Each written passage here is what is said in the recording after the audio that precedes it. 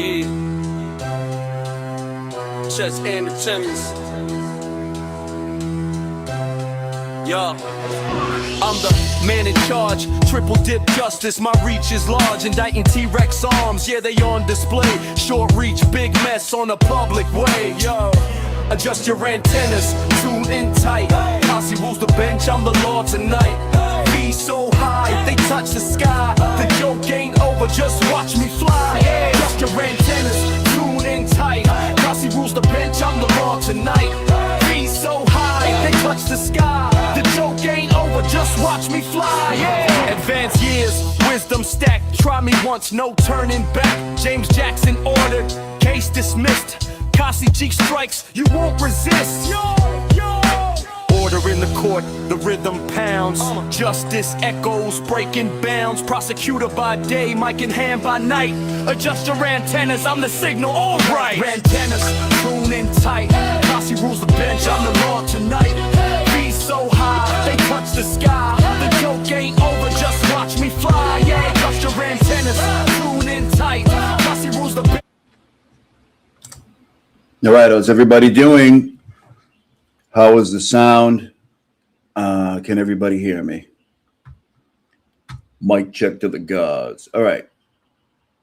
So check it out. I caught Brando dancing last night. You ever seen that? Look at him.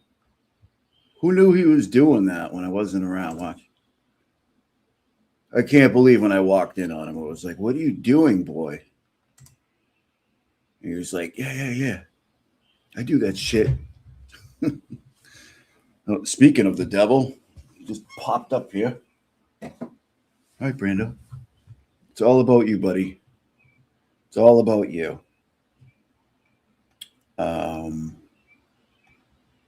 He is a good dancer. Check it out. I didn't know he could move like that.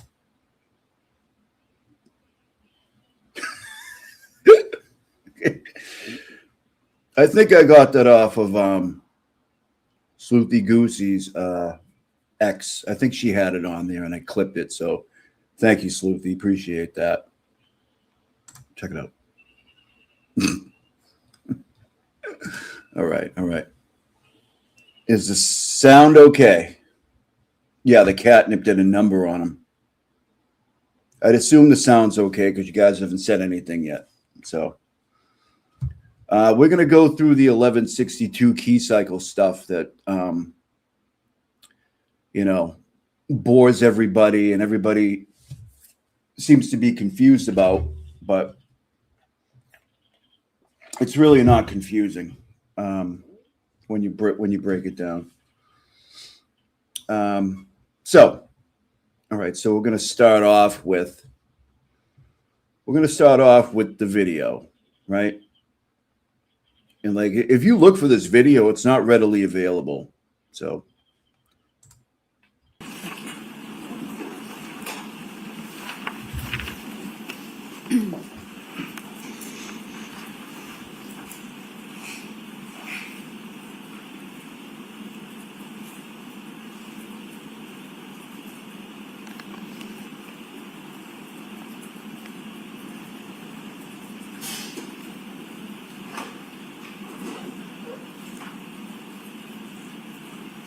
Now, I think this is the part here where everybody says, well, I think this is Karen and her dad or Karen and her brother. I don't remember.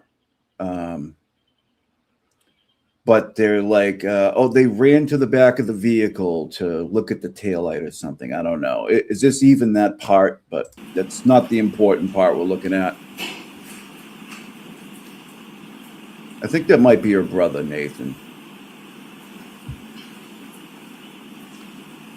Yeah, happy Mother's Day out there to everybody. I can't forget that. I know there's probably a bunch of mothers in here. Could you play video 2, please?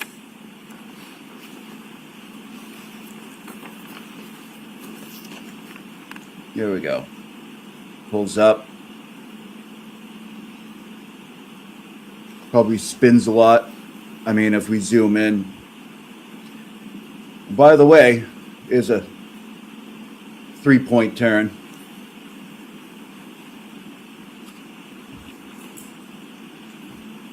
and then it goes up, and then it stops. Obviously, it's on a flatbed. And there you go. And then they talk about the taillight. Could you stop, please? Do you And anything Bukenic about- says it's white. But if you've ever seen a Lexus, that's how they are. But we know from Be in Trouble 31, is it 31 or 32? I don't know why I don't remember that. 31? They don't go white like that. It's not, and like that is all this 1162 key cycles stuff has color of popped the up right lately. rear tail light? Yes, it was white. Could you continue, please? I mean, it's certainly white light while it's in reverse, right? That's a reverse light. That's so it's kind of interesting. I never really thought of that before. Brennan asks him as okay. All right, ready? When does he ask him?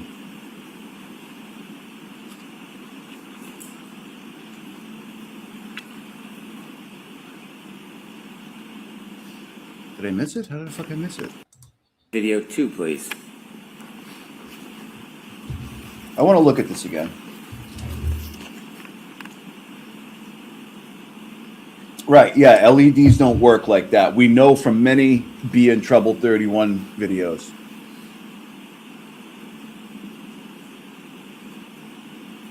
Then it goes again. Hold on. When does he ask him?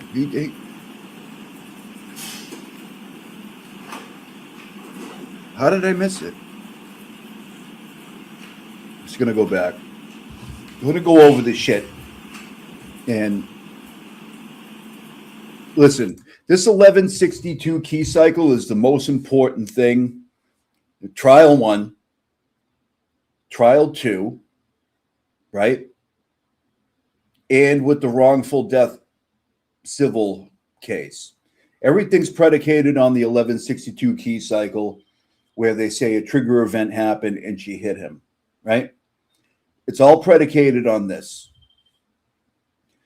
It should have been drilled down so hard in court, but it wasn't. And we're going to look at that too in a minute. So.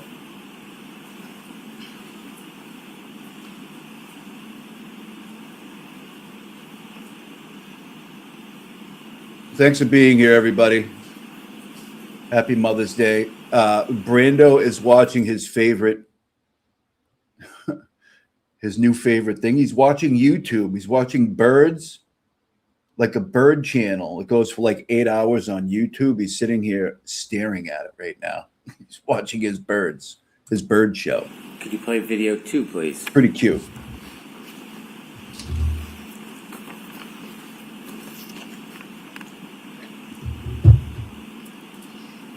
I'd never say anything about Mazza, you nut.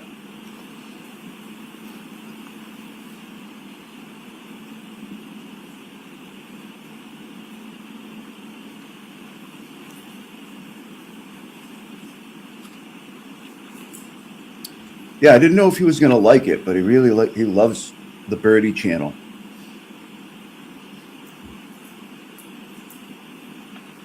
Zach, you're cruising, buddy.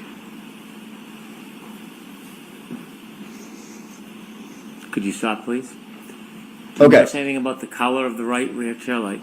Now, the Lexus is in reverse right now. I mean, I never even really noticed this before, but he asks him when the Lexus is still in reverse.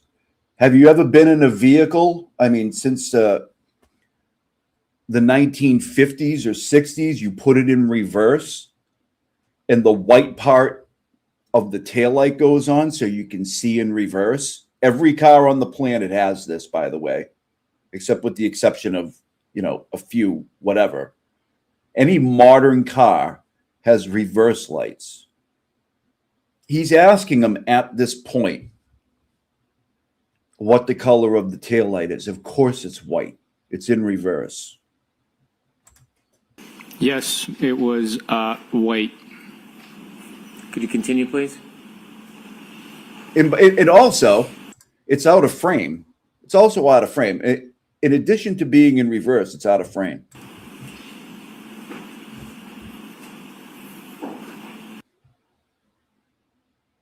There it is.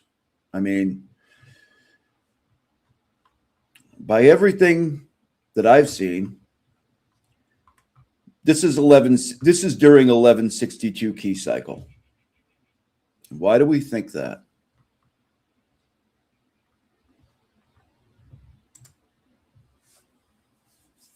Well, so the 1159 key cycle. I'm sorry, I'm just distracted by Brando. Somebody gifted this thing to me. It's like it's a thing that attaches to your desk, and it sits up. There's like a clamp on it, and it sits up high so Brando can be like near me, like when I'm doing this stuff, and he's never gotten in it until just now. Hold on. Give me a second. You're going to like this.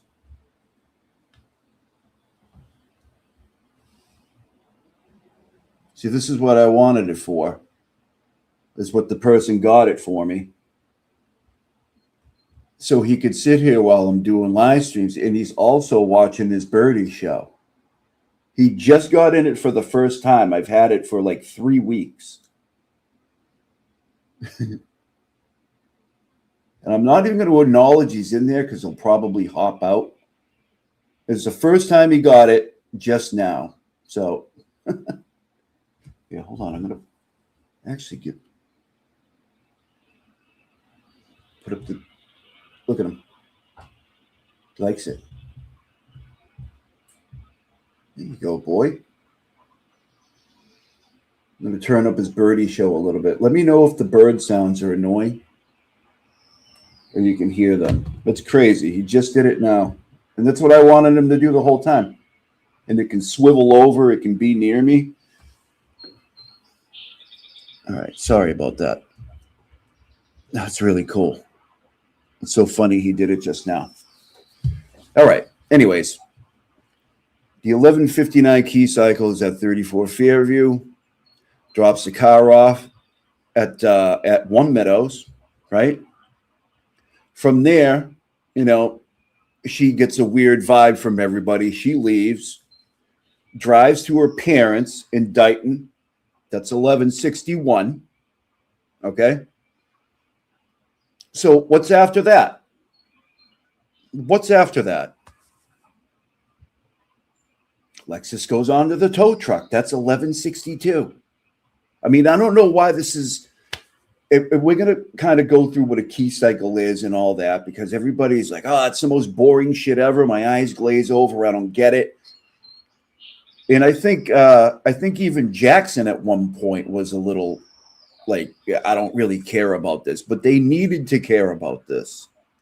If there's one thing that they needed to care about, amongst others, was this. And then it goes into the Sally Port. That's 1163 because it gets onto the tow truck. It's transported to the Sally Port. It's 1163. And the testing starts at 1164. I mean, this is not difficult. Okay? It's not. And we're going to see. All right. So I did this little demonstration, right? I'm going to bring it up. And I'm just going to show you the simplicity of a key cycle and an ignition cycle and what it is. Okay. I did this. One of my first shows covered this, and I feel like we have to revisit it because it's been brought up so much lately. So,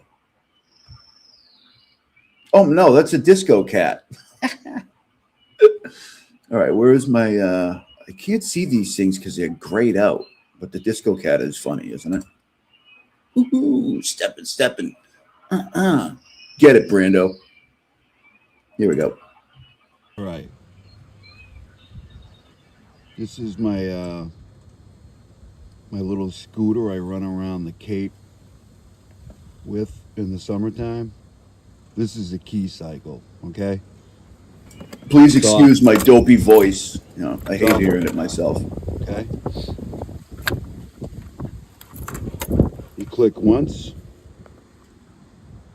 That puts the power on to like the horn. Sorry if that was loud. Just trying to show you. Puts the power on. The engine is not ignited. Hence the word ignition, okay? But that is a Key Cycle. Well, it's not a Key Cycle until I actually turn it off, okay? So right there, that's a Key Cycle, okay? Now, let's turn it off. Let's turn it on.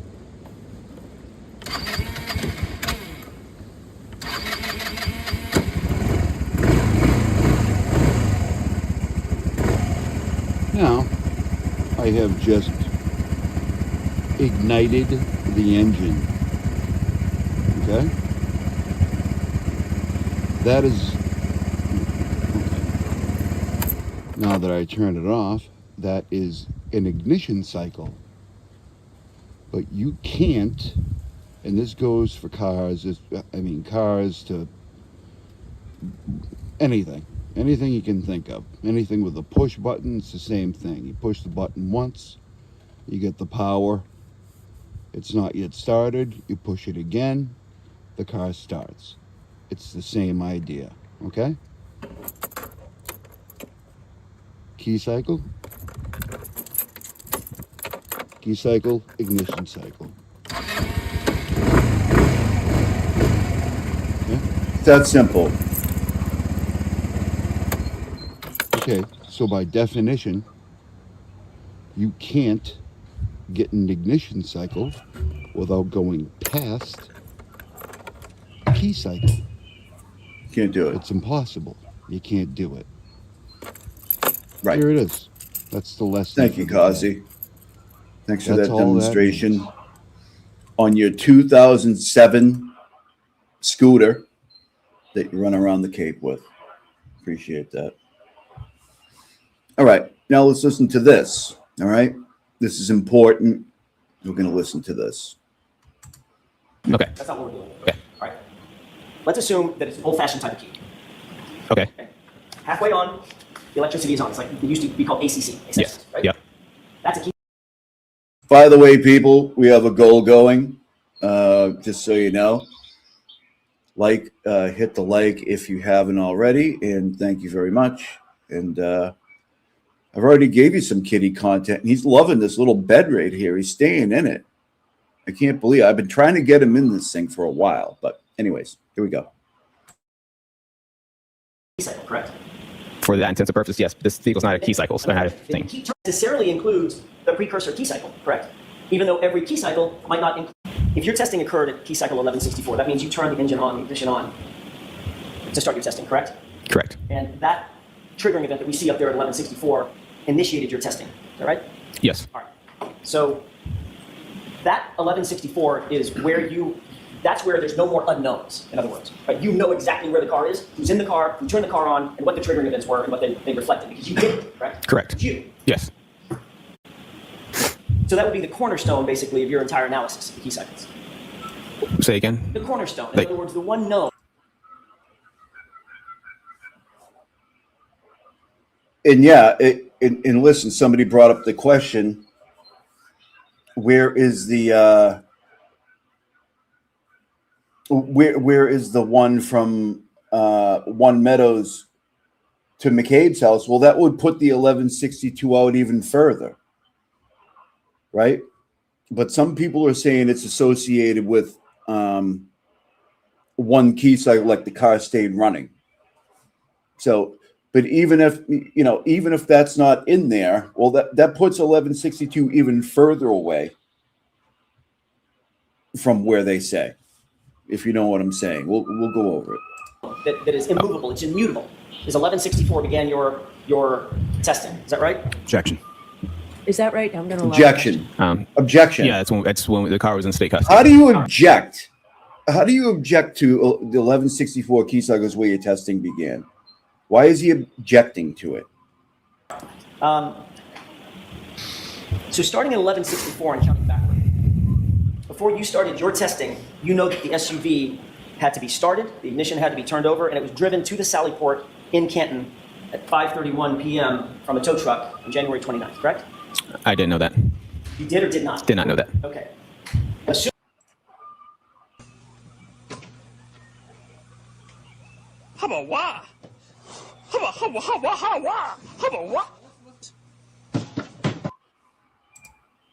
started and put on a tow truck. That would be key cycle what? I don't know how. I can't speak to the fact He that doesn't know that? that Are you recorded a key kidding cycle me? at that time. I can't hear you. I can't speak to the fact that we record a key cycle at that time. Okay. If the car was turned on and driven onto a tow truck, would that be a key cycle? I don't know because these keys record different ways, so I can't speak to how or why it did not record on there. All I can speak to is that those are the key cycles. The odometer mileage is more what I was going after on this whole thing. Trooper Paul, you just said unequivocally, when a car is turned on and then turned off, there's a key cycle. I said when the car without the ignition on, that's a key cycle. Right? That's correct. That's what I mean, when it's turned on, when the engine turns on. That's the definition of what it is. I can't speak to why I didn't go on, why I did not record. Well,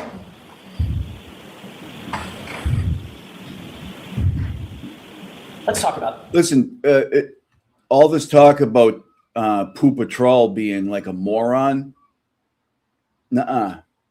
The opposite. The exact opposite. He knows exactly what he's doing, and he almost got her convicted. Okay?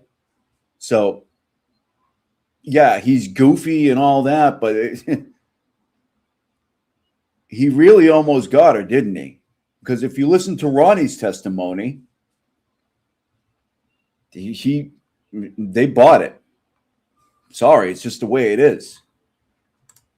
The ignition cycles Okay. before 1164. Okay? Okay. I would assume Obviously, he's still there. I the car don't. had to get to Canton PD because you saw There's it, no reason to correct? be fired. Assume for purposes of my question. He almost got a the car was conviction turned on, for him. And there's a video of it turning on. Probably got a driving raise. Up onto a flatbed Promoted. tow truck. Yes. That would be ignition cycle. I mean, use your word. Key cycle, ignition cycle, 1163. Correct? Again, ignition cycle, key cycles are two different things. Which one do you want me to use? If you want to talk about I haven't even done the Jay Brill impersonation in a while, but my voice isn't even that screwed up to do it right now. But I tried. Maybe we'll do it later. key cycles, key cycles. You want to talk about ignition cycles? It's ignition cycles when the vehicle gets turned on. A key cycle does not mean to be turned on. But every single ignition cycle includes a key cycle. You can't have an ignition cycle without a key cycle, correct? Well, if you want to talk about it, just use the key cycles or ignition cycles. I'm trying to make sure this gets out. I'm sorry. I'm trying to make sure that this gets put out the correct way. Gets put out the correct way. Every ignition cycle includes a key cycle, correct? In a sense, By definition, it has to. In a sense. it doesn't have to. They record.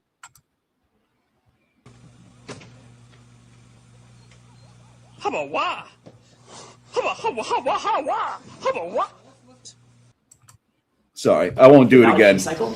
It's one of my I favorite don't know how it clips. recorded, but it could have. Like, what are you talking about, dude? Explain that. How could that possibly happen? Because a key cycle is when it turns on, not engine running, and then turns off. Okay, so work with me here. Ignition cycle is when Yeah, it turns no, on, they engine weren't running the for 2 smartest seconds, jury. and then comes off. Okay, so For the 2 seconds, if it's not on long enough, it might not record one. okay, let's ignore the 2 seconds. Okay. That's not how that works. That's not how that works. Like, it doesn't wait 2 seconds. They're all recorded, dude, sequentially. Like, what are you talking about? Okay. All right. Let's assume that it's an old-fashioned type of key. Okay. Halfway on, the electricity is on. It's like it used to be called ACC. Yes. Exceptions, right? Yep. That's a key cycle, correct? For that intents and purpose, yes. This vehicle's not a key cycle, so not a If you thing. keep turning, Okay. Yeah, he had and that marching turns the orders, engine for on, sure. right? It turns He's just engine like, on. yeah, whatever, I'll do it. Right? Yes. Well, then turns off. Ignition cycle necessarily includes the precursor key cycle. And I mean, I hate to keep stopping it, but isn't his job to kind of like create confusion and be like, we saw all these state troopers testify. Like, look at Buchanan, I mean, he couldn't answer the simplest of shit. I mean, they obviously have something from up above here. You know what I mean? Don't give these people a fucking inch. You know what I mean? I'm sure that's what happened. Correct. Even though every key cycle might not include an ignition cycle. Would you agree with that? In that scenario, yes. Fine. In that scenario. That definition, I want to talk about ignition cycles because I don't want to get confused about accessories. Just assume the engine. Okay. Right? Okay.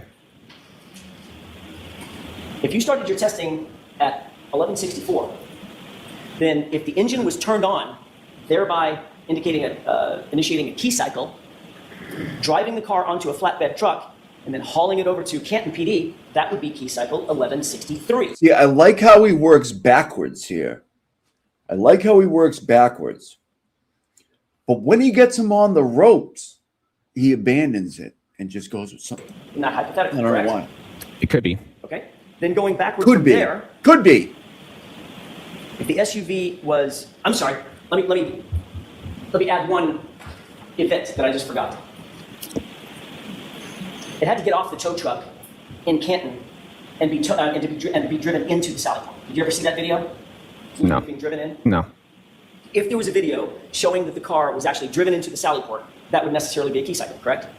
Possibly. Okay, so that would be key cycle. Possibly. 1163. My mistake. I was Possibly, missing, people. right? Okay. Before Possibly. that, if the car was turned on and driven onto the flatbed to get to Canton, that would be key cycle 1162 in order, correct? We're going back. It's possible. All right. It's possible. Before that, if the car was Could started happen. and the car was fucking driven believing from it. One Meadows Avenue to Karen Reed's parents' home in Dighton, that would be another key cycle 1161, correct? They're possible.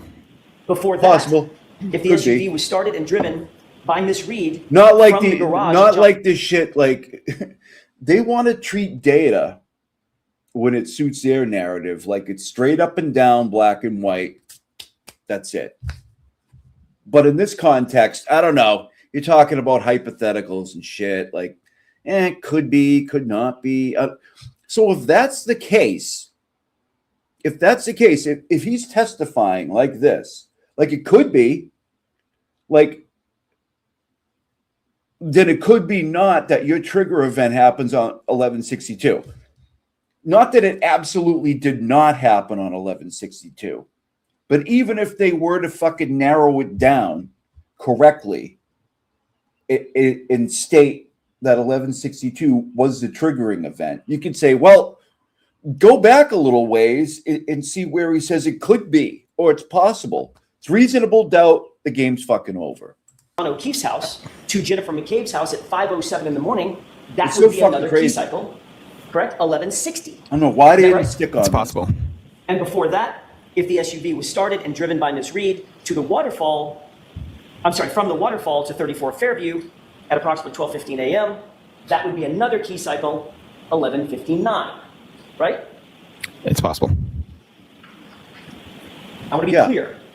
The tow truck, In Canton. the tow truck. Oh, man, I just fucking went back to the beginning. God damn it. I hate that about StreamYard because I stopped. But yeah, no, the tow truck driver, knowing he's getting this vehicle from the state police or Canton or wherever it was Canton, right? No, not from Canton. No, they always take pictures of wherever when they got it from Dighton, Karen's house, parents' house in Dighton. They should have photographed it. That driver should have been brought in to testify 100%. At 5:31 p.m. from a tow truck.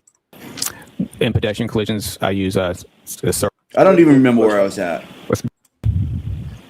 On June 9th, 2022, you were asked by a grand jury, No, we right, weren't there assuming yet, for were we? purposes of my question,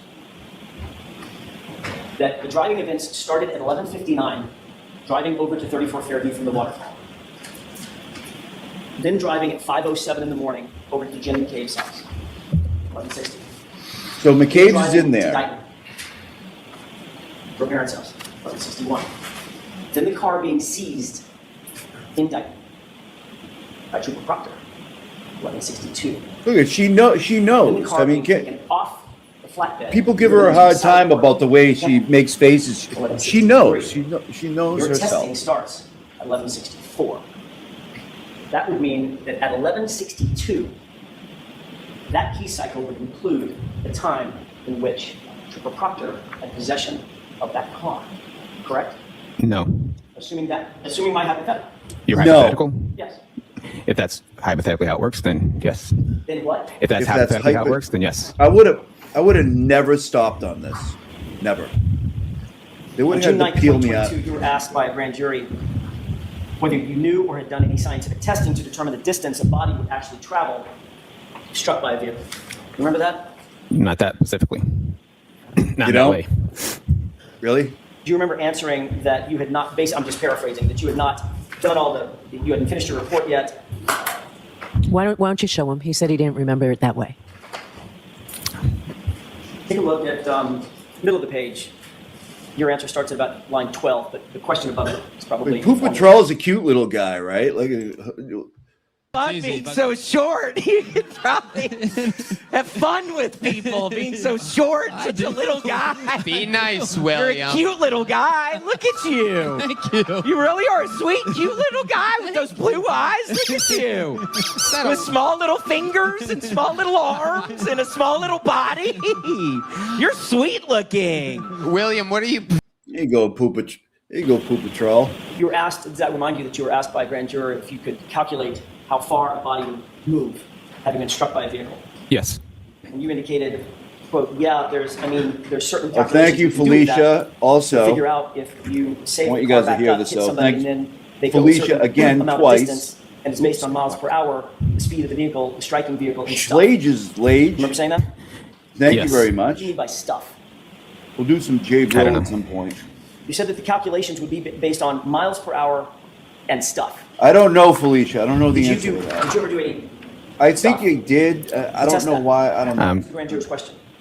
No, we cannot calculate anything from this collision. Say that one more time. We cannot calculate anything from this collision. Who's we? I mean, I'm sorry, me, the role me.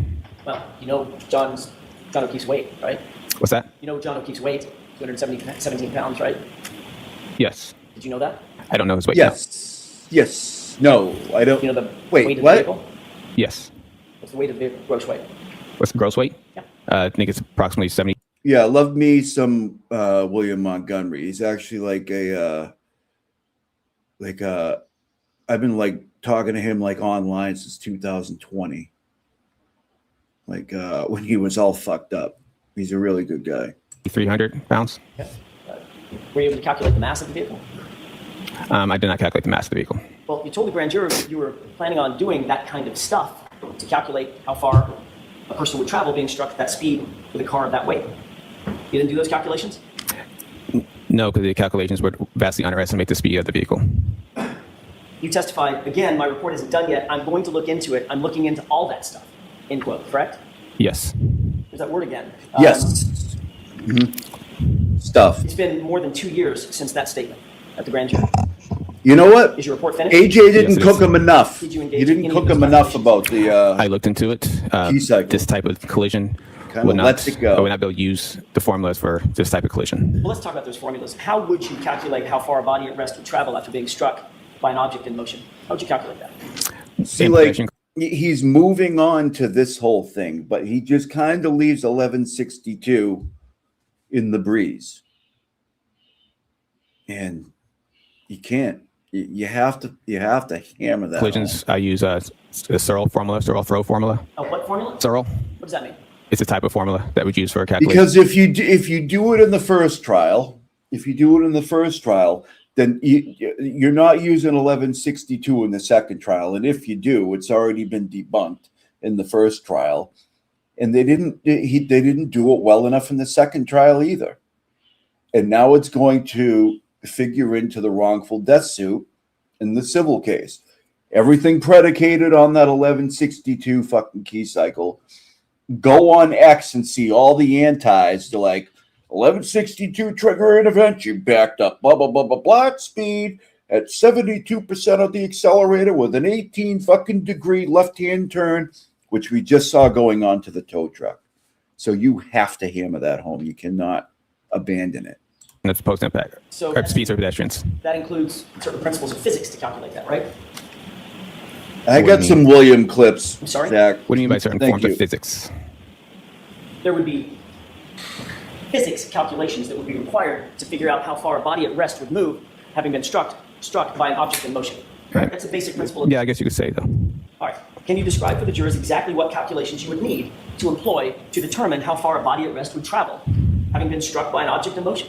So We might do a palate in cleanser in and- this scenario, in this collision, it's more of a side swipe. So he did not sustain. He did not get enough speed of the vehicle post impact with the vehicle to be able calculations. His center of mass was offset from the vehicle, so we would vastly underestimate his speed. So that's why I did not do a formula. If he was more in line with behind the vehicle, he would have been projected forward, and using that projection forward, he would have been able to get more closer to the actual speed of the vehicle during that post-impact travels. Well, that presumes a couple of things, Trooper Paul. That presumes that he was quote unquote sideswiped, right? Presumed, Presumed by you. You didn't see how he was in, did you? based on the evidence, it appeared to be a side swipe. That's your opinion. That's just reading the evidence. You're saying that the principles of physics as we know them today in modern mathematics is thwarted Thwarted. by a side swipe? Thwarted. Objection. Is that what Objection. you're saying? It's the calculations that are out there. You can get a Calculations speed, are out underestimate there. the speed.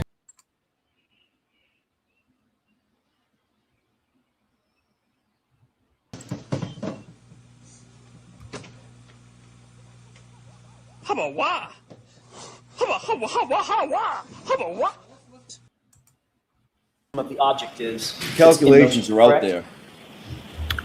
Of what object? correct? The truck, Trooper Paul. I would have to know that speed. Yeah, you'd have to know what the initial momentum is, not speed, momentum. There's a difference, Okay. right? Would you agree with that? No. You No. wouldn't have to calculate what the initial momentum is of the object in motion to determine Nah. the distance of For the what? body at rest would move. Well, For now, what, in that dummy? sense, are we talking about trying to find the speed of the vehicle? That's usually what we're trying to do. Right. Okay. Well, let's put the speed of the vehicle aside. Let's talk about initial momentum. What's the formula for calculating initial momentum? There's Fucking different types of momentum formulas. EMC Well, it's actually squared. one type of momentum formula. It's to calculate Assumption. momentum. Objection. Sustained. To calculate momentum, there's a So Lally's sustained. objecting to shit. He's just like, I don't know what that means, but it can't be good. Just objection. Ask it differently. Isn't it true, Trooper Paul, that there is a singular calculation for Yes. determining initial momentum? That is P equals Yes. M Linda times Lou. V, Yeah, where exactly. P is the momentum. You're solving for that. M is mass. You multiply that by velocity. Is that right? Pretty simple. You wouldn't use that in a pedestrian collision. Yeah, Because the pedestrians. I want to get personal, personal permission from William to like play some of his stuff. The last time I did it, I got dinged hard. They were like, you know, the Kill Tony brand is very powerful. So I lost monetization on that show, but I don't kind of give a shit sometimes. But I'd like to get his own. I don't even know if he can because it's mostly on Kill Tony, and Kill Tony owns the rights or whatever. So Somehow magically out of the realm of physics? Objection. Sustained. Is a pedestrian out of the realm of physics and calculations? No, it's the weight differential between the pedestrian and the vehicle. So if the vehicle is too heavy and the body is too light, you can't calculate the initial momentum of the vehicle? Yes. Got it. Yes. Where'd you learn that? yes, It's in my math class. We don't use momentum for vehicle to vehicle. Math class? The crash reconstruction classes I have taken. Got it. Would you need to apply the Thank you. theory of conservation of momentum in calculating these data? Do I need to calculate the conservation of momentum? Heard of calculation? Of conservation of momentum. Yes. You even know what that is? Yes. There's equations for that as well, right? Yes. You know what that no. is? What? Not off the top of my head. What's but the yes. answer I'm looking for? What? Based on the basic principles of physics, is the total momentum of the collision greater or less than the total momentum after the collision? Total momentum before Well- the collision, is it greater or less than the total momentum after the I collision? mean, what parallel universe are you in? Basic question. What type of collision? Trooper Paul, they're exactly equal in all respects under the principles of physics, right? That's the theory of the conservation Yeah, of momentum. but- Momentum doesn't change. It's Also, just maybe from one not. body to another. Sometimes. Correct? Correct. Why didn't you say that to the jurors? Objection. Sustained. Oh no. William is like the #1 cameo guy on the planet. He makes like 40 grand a month on Cameo alone. Yeah, very big Cameo guy. By the way, I have a Cameo, people, especially appointed prosecutor Robert Cosgrove. I haven't got one request. So find me on Cameo. I don't even know if it's still a thing, but I signed up a while back. I didn't get one, but I figured I'd try it. He's still Trooper around. Paul, if you were He would still have qualified it. to, quote, look into all this stuff, you would probably know these answers, wouldn't you? Objection. Sustained. They do. Are there any other calculations that you need to figure out the stuff that you were talking to about with the grand jury? Objection. Sustained. How about calculating the final velocity of the I got a objects after cameo. collision? They do. Would that be important? What objects? That would be John O'Keefe's body, sir. Object I don't. that you claim was flying through the air 30 feet. Objection. Sustained. We're already past the key cycle stuff, but on Cameo, I could say, happy birthday, or your aunt is now in bad shape and doesn't look like she's going to make it, stuff like that. Yeah, I don't have any requests, but you can find me at MC Cossie G. I don't know why this MC Cossie G on Cameo. Do a cameo for you, whatever you want. I'll say whatever you want. I don't give a shit. Sustained. How about calculating the displacement using kinematic equations? Would you be able to do that? The displacement of the body. In order to calculate how far the body would move based on the mass of the object striking the body, could you use displacement using kinematic equations? So, like I said before, the side swipe, he would not have gotten 100% of the vehicle, 100% of the speed of the striking vehicle. It would have vastly underestimated this vehicle. You can hit a person and side swipe them, spin them off to the side, and have that and get that speed from those calculations. So you're saying that the discipline of physics cannot figure out how far John O'Keefe's body would move, but you personally figured out that he would have flown now somewhat, or been projected somewhat 30 feet. Objection. Sustained. Are you saying that the principles of physics are incapable of determining with the proper calculations how far John O'Keefe's body would have moved given the collision at issue? Objection. Is that what you're saying, Trooper? No. Okay.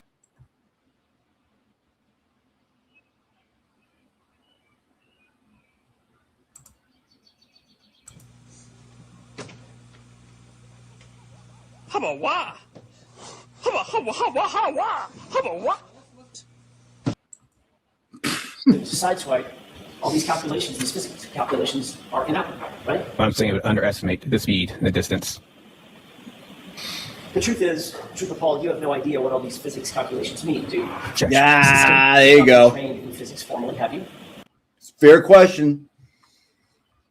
It's a fair question, people. Wait, what is this? That's not the one I'm looking for. I was looking for, what is this? No, that's not the one either. What is this? What is it? I loaded this shit in earlier. Why is it not there?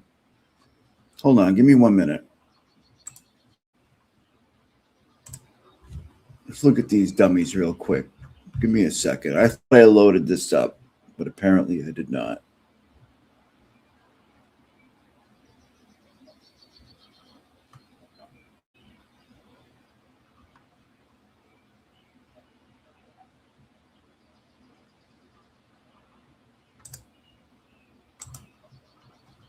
Testified to it is that she made a 3-point turn. If you can recall, if you're familiar with the case, or if you're not. So when Karen and John had left the bar and they were driving to 34 Fairview, they actually missed the turn to turn onto Fairview Road. And so she ended up making a 3-point turn to go back around and then make a right onto Fairview. So we have that knowledge, right? That is a data point that they were able to work off of to understand where, when you're looking at the car, when she actually made that 3-point turn and what happened in sequence with that. So the vehicle itself has something called trigger events. And these trigger events will capture certain movements of the wheel, degree changes, reverse, things like that. So Dr. Welcher actually points out here that he two triggers. Trigger one, he was able to match up to the 3-point turn that Karen made and flipped around. And they could tell this by the way her steering wheel degree changed, her reverse motion, her distance, then her forward motion again. And they were able to connect this to John's geolocation on his phone. So this was a puzzle piece that was matched up. So 8 minutes later, 8 minutes and 5 seconds later, after that 3-point turn is trigger two. So the data shows that Karen's vehicle moved forward a bit, and then it recorded her reversing 87 feet at 74.5% throttle. Okay.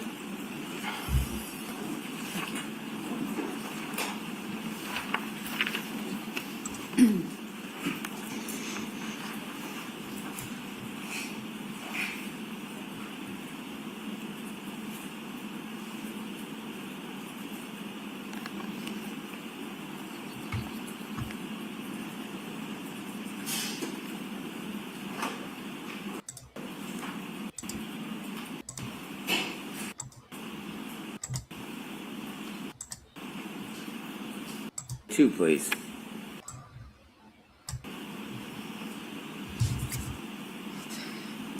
You heard what she said, and you heard the claims. Could you play video 2, please? 1162 is bullshit. There's no fucking way. Yeah. It backs up. It backs up. Look at how far away the tow truck is. How far away do you think that is? Right? Only for the fact also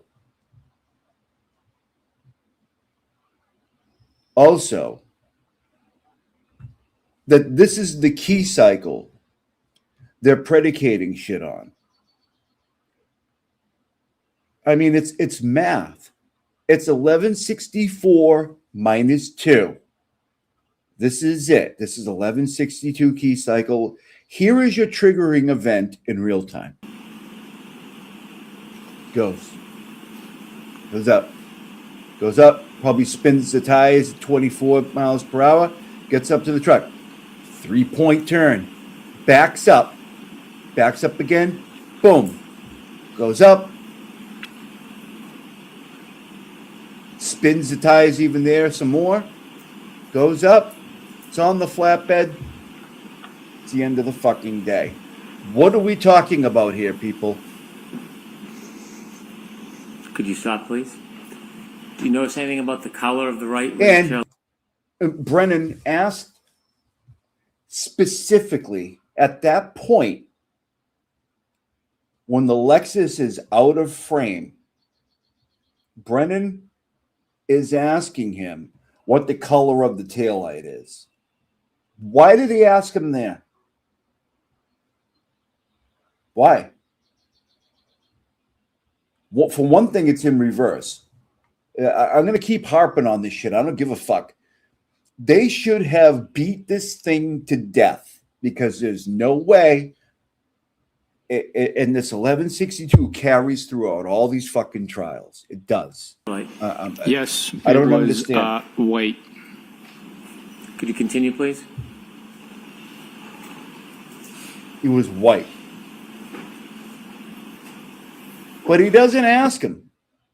Yeah, he doesn't ask him when the thing is like on, when he's like on the when he's on the truck and the ass end is like right there. He didn't ask him then, right? Because the vehicle is in drive. And not only that, he asked him when the thing is out of frame. Like, why would he do that? It's fucking ridiculous. Give me a second. I wanted to show you guys something else.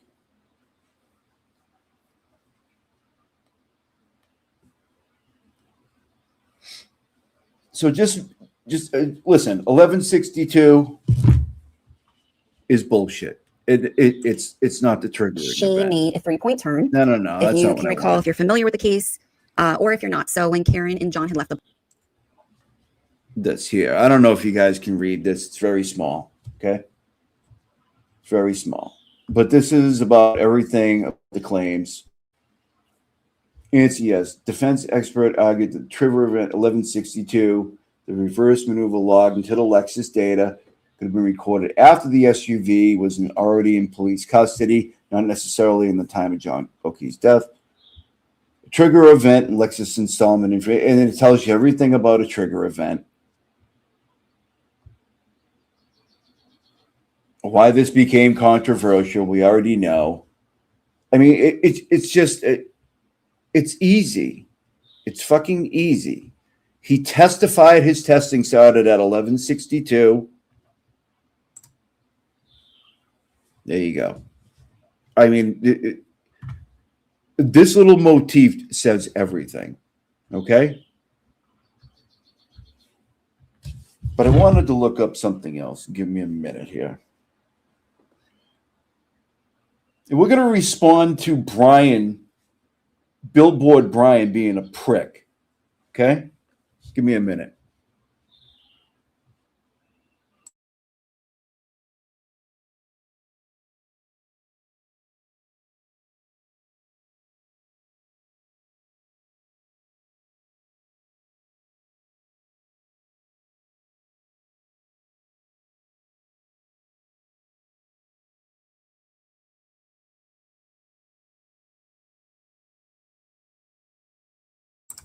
Sorry about that. Give me 1 second. Yeah, let's do this.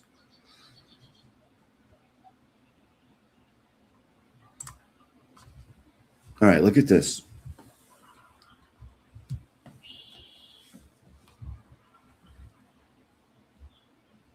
He loves it.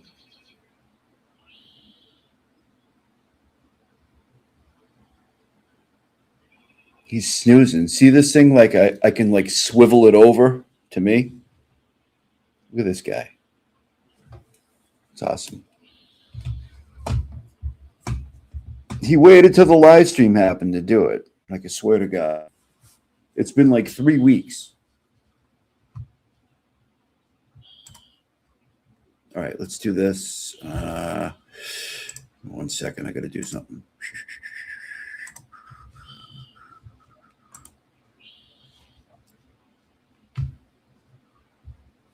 Why? Hold on a second. Why is this like this? Oh, okay. I see.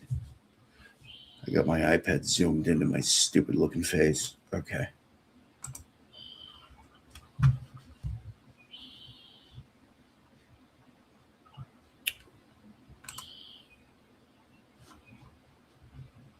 All right.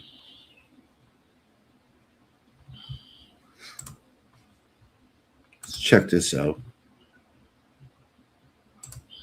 So Brian had some things to say about, I'm pretty sure it was Emily C. and Kyle Sharkey about FOIA requests, and he's such a fucking little jerk. He really is.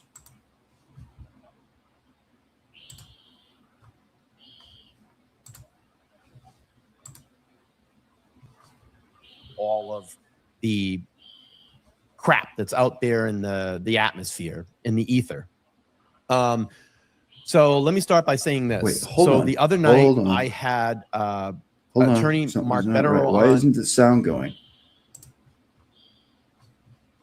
Why isn't my sound right? No. Yeah, that's what I want. Why isn't it coming through?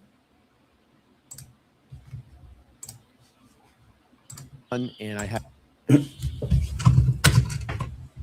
Hold on. My sound should be coming through my ear things, not. Yep. That's all correct.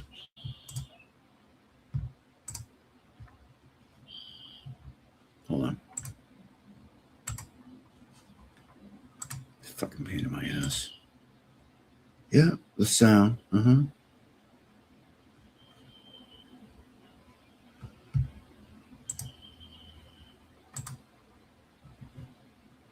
had There we go. retired Mass State Police Todd McGee on my show, and it was one of the biggest shows that I have done here, as far as live chat. This isn't recent. I just want to show, like, some of the shit.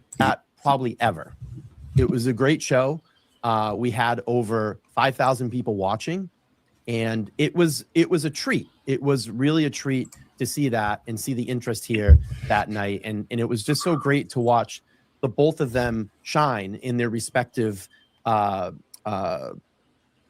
positions and experience and hear what they had to give back and give back to the audience. And I thought it was just a great overall show. I was very nervous going into the show, but it was just a great overall show at the end. I was very happy with it.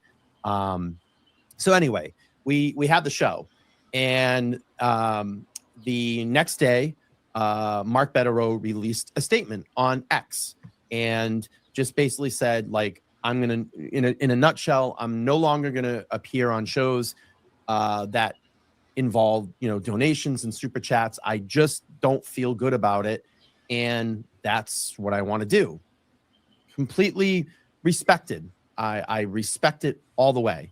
And I went, oh my God, I hope I didn't do something to make Mark mad. So and I've had permission I've talked to Mark since then. I've had permission to talk about this. So reached out to him. Hey, I just hope that I didn't offend you or anything went on. He said, that is not the case. That is absolutely not the case. This is something that I've been considering for quite a while. And, after, like you said, in his post, after some deep reflection, I'm just choosing not to do this anymore. And he said, there's nothing against you. We are still friends. I'll still come on your show. And I said, perfect. I would love to have you back, and I will turn off my donations. I don't care. I want his expertise here if he ever decides to come back to LTL and hang out with us. So we cleared the air on that. Well, in that stream, in that text stream, there was a lot of people that jumped in there and started saying, basically like, I'm a piece of shit and my content sucks, and how much money did you make off that? And it was just kind of ridiculous. I mean, I think the people that have been here for a very long time know my track record, know what the reason of my platform is, what I've been doing in all of these things that we cover. I give back to my community. That's why I built this platform. How is that? To do something right. Give back to the community. I might not be the best creator. I might not be the funniest. I might not be, whatever it may be. But there's a reason that you all come here and hang out, and I appreciate that. So let's see. So there's a lot of people that were, kind of killing me in the text stream. And be honest with you, I went to work. I ignored it. I didn't really care. I work a full-time job. And I had some really nice people that reached out to me and said, hey, like, we support you and we're pissed off. And, I'm going to get in the stream and fight back. And I just basically said, it is what it is. And there was one person in the stream that. By the way, look at the hair, man. Look at that hairline. I mean, we went over this the other day. Was like, oh, you probably made all this money and you didn't, and you only donated 10% and all this. And I was like, all right, well, let me back this up for you. So before even the statement was made by Mark Bettero, before even that, if you watch the stream, which I know the trolls did, okay, because they were commenting on, oh God, I wanted to watch Mark Bettero so bad, but I had to fucking sit through that guy, and LTL is so terrible and this and that, but you end up watching the show. But if you watched all the way to the end, what I did at the end of the stream is I made an announcement and said, you know what, with the super chats that came in, I'm going to donate $100 to Karen Reed's defense fund. So we made wow. Listen, all right. This is where Brian loses people. Brian feels like he needs to show every little cent he's ever paid out to everybody. That's the problem. Yeah, no, I'm going to keep playing it. Thank you, Cuzco. But, he has to show every single cent that he's ever given everybody. And he needs to prove it to everybody. Dude, you don't need to do that. You don't need to. You just, if you're confident in yourself, just, do what you got to do. and you don't have to $100 do this, donation Brian. that night. But That we're was gonna on see. We're gonna see how petty he really gets here. Wednesday. When I turned the show off, there actually was a subscriber that emailed me and was upset. Oh, that their Kuzco. comment So wasn't- if I read that wrong, I thought you said we got it, Kazi. That's enough from BLT. Or I should have read we got Kasi. That's enough from BLT. It's kind of a different thing. I'm sorry. read. And I said to them, I'm sorry. And why don't you do this? Provide me with your PayPal, provide me with your Venmo, provide me with your Cash App. Whatever way you get paid, I will pay you back your $20 donation. I don't have a problem doing that. I never heard back from that person, but I'm going to say this. If you're watching my show tonight, I will make good on that. Just reach back out to me the way that you emailed me the other night, and I will pay you $20 back. No problem doing that. Not at all. I have no problem doing that. So what am I trying to say here? There's a lot to sort through. So that happened, and I kind of felt I kind of battled with some people in the chat. There was one person in particular that was in that stream that was like, "Oh, you only gave 10% back and this and that," and I went, "Okay, really?" So I literally went back through a year's worth of receipts of donations that I've donated to Karen Reed's Defense Fund. I screenshot a shit ton of them. I threw it up on there. I threw a picture of the billboard from Enrique Delgado Garcia that we raised and made. Nobody asked you for the billboard. That made that possible through this channel. So it's not like I'm taking that fucking money and running out and buying clothes and sneakers and flying all over the place and like I'm doing something good with it.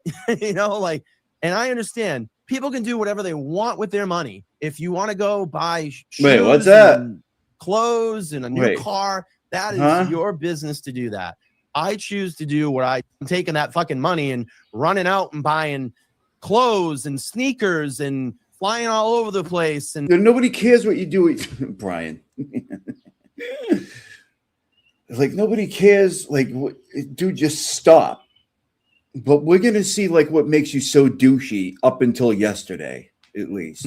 Like I'm doing something good with it, you know, like.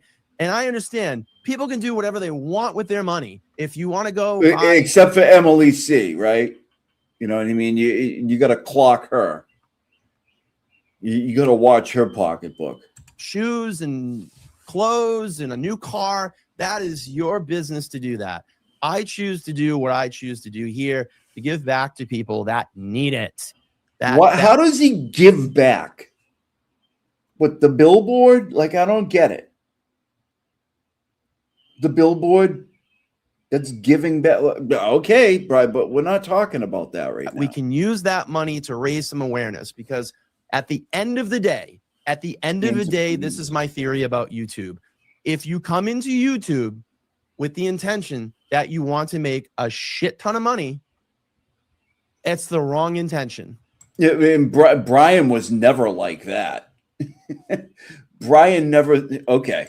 You got to play the long game in this. And I inspire my friends and guests to come on here to, what am I looking for? The word, to grow this channel, to get it out to a bigger audience, to have those conversations, and get new subscribers that will come into this content and say, hey, you know, maybe this channel has something to offer that I like. Okay. I got a bunch of stuff and texting going on. Hang on one second. Okay. So, right. Anyway. Yeah, he wants to do YouTube full time. And bear with me. I'll get to the chat here in a minute. So I felt compelled to make a statement today. Okay. So, anyway, let me just finish this. So we donated $100 at the end of the Betero stream. $100. Thursday night, I'm on with Mike. Supporting. I want to listen. And just, I'm sorry, LTL. I hate that I did you like that, but I wonder how much the Betero stream made. You know what I mean? Like, I don't know. You know, whatever. It's just What, you don't have to put like figure amounts on shit that you've done. Just do you, and your people are going to have faith in you, and they're going to watch you, and they're going to follow you. Like, you don't have to do this, man. Media stream that he had set up, the Karen Reed fundraiser stream, and I went on the panel, and it was during that panel, I think it was Mark Betterow released the statement. A lot of people were talking about in the chat. You think it was Mark Betterow? So I went in, and after some time, I said, you know what? We were talking about, please click the link. Let's get some money for Karen. And I went, you know what? I'm going to donate $100 right now. That's $200. $200 in 24 hours. Wow. That stream went through, and it was funny because Deanna was on the panel, and I said, someone match me. She goes, I'll match you. And I was like, fucking awesome. And then there was a couple of people in the chat like, I'm going to match Brian too. So that was a fun thing that we did, right? So donated the $100. We had a couple people that matched. We had a lot of fun with it. The very end of the stream, when Mike kind of lets his guests off the show, and he kind of does his little closing monologue. I'm trying to get to Karen's website quick, and he's like, "Oh, I'd love to get to 815,000." And I said, "Well, how far away are we? We're like $300 away." Okay, so I dial it up, hit the 300. I'm like, Mike, don't go off air yet. Don't do it, man. Page. I got it. Refresh the page. Brian, we're at stop. 815,000. We got there. I was Brian, so stop. happy. Made the donation. Stop, Brian, please. And again, bad pause. I get it. But can you please stop? Got it there. So that's $493 that I donated back to Karen Reed's defense fund in 48 hours. Okay. So people started coming at me. That's awesome. I mean, once Mark posted a statement, when you start saying like what you've given, you just lose whatever. I don't have to explain it to you. I made all this fucking money, and fuck you, and this and that, and they're just kind of piling on me and saying my content sucks and whatever, whatever. Right? Yeah. So no, let other people say it. I felt compelled I had to make a statement, and I had to say something. Like, I'm the balls. Just ask me. You know what I mean? Like here. And I usually don't like to do this stuff because I've learned kind of over the time that it doesn't. Here we go. Really do at this point. And well, I don't know, Brian. Why are you doing it? Here we go, though. I used to do a lot of this in the past and kind of stopped. So if you haven't seen it, I'll read it to you. I'll show the receipts, and then we're gonna move on from this. Receipts. So I just said, hey, friends, over the past 20 to 48 hours, I've heard a lot of chatter about chat donations during my recent stream with Mr. Betterow and Mr. McGee. Some people have suggested it was a cash grab. So I don't want to take I want to take a moment to clear up and provide full transparency. The estimated revenue from that stream, the Betterow stream and McGee stream, was $428, and I provide the screenshot. However, in spirit of supporting a good cause, I donated $493 to Karen Reed's defense fund over the past 48 hours before all this chatter started, and I provided a screenshot. So that left me with a negative profit of $64. So additionally, I received a complaint that a $20 super chat was not read during a stream. In response, I immediately offered a refund to that subscriber, but unfortunately never returned my email, and my offer still stands, and I'm more than happy to resolve the situation if they come. Hold on. I got to show this because this is unbelievable. Look at.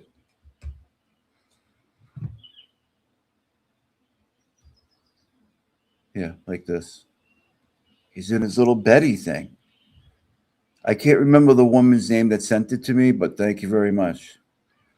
She's she's on X. She likes to be anonymous, but look at this little thing he's got going. Yeah, buddy, that's what I've been trying to get you, man.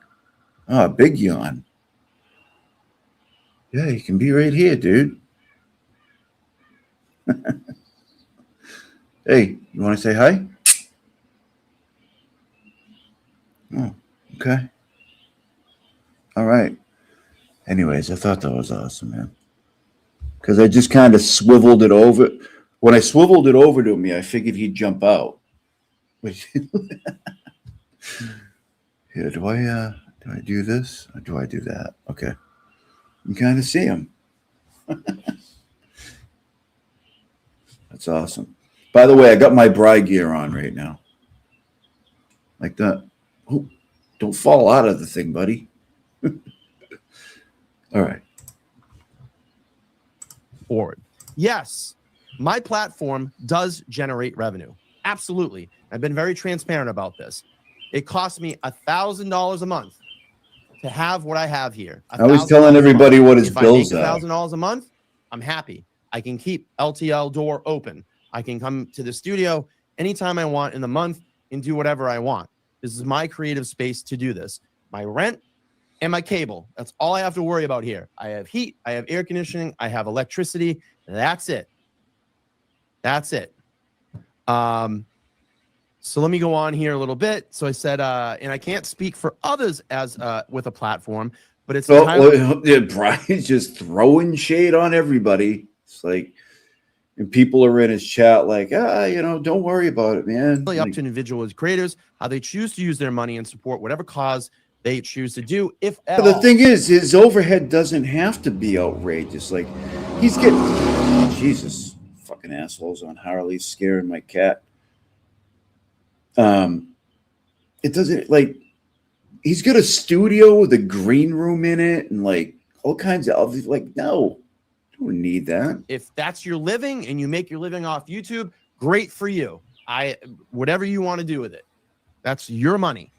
When chatter like this happens, I believe it's crucial to be transparent about these matters, ensure everyone knows where the portions of their donations are going at times. I thought he did too, but I don't know. And continued support. Now let's get back to freeing Karen Read. So here it is. Oh, $428. And someone thought it's funny. Oh. I don't know. So I posted up the receipt. Estimated revenue, $428. Okay. And I posted up all my. He got how many views? Hold on. The donations that I made. Okay. Hold on. Freeing Karen Read. So here it is. $428. And someone thought he got almost 18,500 views. Okay, $428. Okay. It's funny. I don't know. So I posted up the receipt. Estimated revenue, $428. Okay. And I posted up all my receipts for the donations that I made. 100. Okay. So I Wait, like hold on. transparency. I like to be transparent. Brian, stop. And I like to just get things out of the way. Stop it. If that's your living and you make your living off YouTube, great for you. Whatever He's you back want at the to do, house now? Is he that's really? your money. When chatter like this happens, I believe it's crucial to be transparent about these matters, ensure everyone knows where the portions of their donations are going at times. Thank you for understanding and continued support. Now let's get back to freeing Karen Read. So here it is. Freeing Karen $28. Read. And someone thought it's funny. I don't know. So I posted up the receipt. Estimated revenue, $428. Okay. And I posted up all my receipts for the donations that I made. Okay.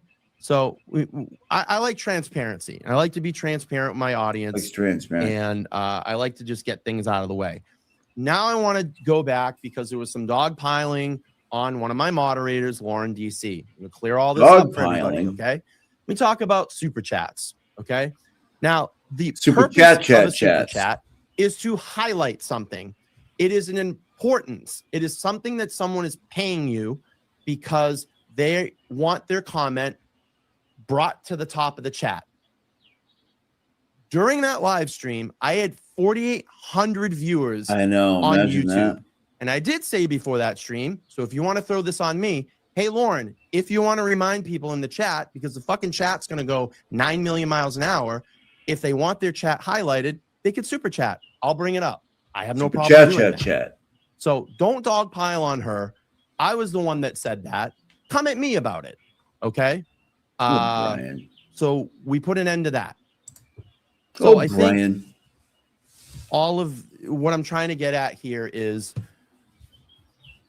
listen, there's a lot of people that are committing themselves and have committed to themselves for a very long time on either a platform or boots on the ground, or if they're just watching the content and they're commenting, if you're donating in some way, in a positive light, supporting Karen Reed. You're all good in my book. There may be some people that I don't get along with. There may be some people that fucking hate me, whatever it may be. Okay. But I all look at you as supporters. If you're doing something positive for Karen, you're okay in my book. You're okay in my book. And I think it's bad that you would be part of a movement. And these are people that are part of the movement that were dogpiling on me, which was kind of funny. Why would you do that? But if you're part of a collective movement, you know what? You might not like someone. You might, don't care for their content, whatever it may be. But the common purpose is, and this is my summarization of all this, is that we're all here for a collective reason. Okay. The biggest reason, and it ain't about you. It fucking ain't certainly about me. It ain't about anybody else in all of this. All that matters is that Karen Reed goes into that courtroom in a couple of days and starts fucking, which is so annoying. She's going to have to go through this entire process again, waste all this money because the Commonwealth is a fucking hard on for Karen Reed right now. Jeez, and have to go through this ridiculous process. But if we're all here to collectively support her in the end, that's all that matters. All that matters is Karen Reed. That's it. All right. That's it. The end of the day, All right. she goes through this process. So why are you giving Emily C a fucking hard time about FOIA requests? And by the way, Brian, I'm going to let you go for a minute, but then we're going to show some shit and why you're wrong. Very wrong.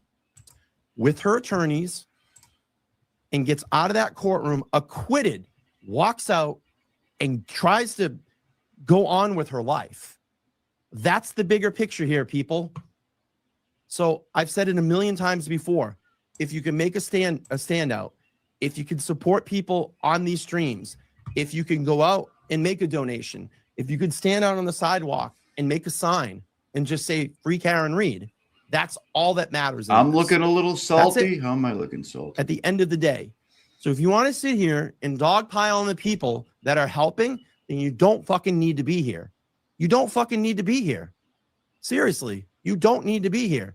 And there are plenty of people that are out here that are supporting the good individuals in this movement. And believe me, there are a lot of them. And they're going to fucking call you out. Yeah, happy Mother's But Day the to all the funny new thing about people this that is, came in. I know Came these in are people recently, that past hide 45 behind minutes or so. an X account with a bullshit picture that probably stand next to me at a fucking standout or outside the courthouse that wouldn't have 1 fucking cent of any balls in their pants. If you're a woman, you don't have that. Brian's pulling the Mike Crawford shit now. Tough guy. But you wouldn't have the balls to stand there and say anything to my face. And you know where I am. You know where I can be found. And I encourage it. If you have an issue, come up to me. Let's solve it. Let's solve it.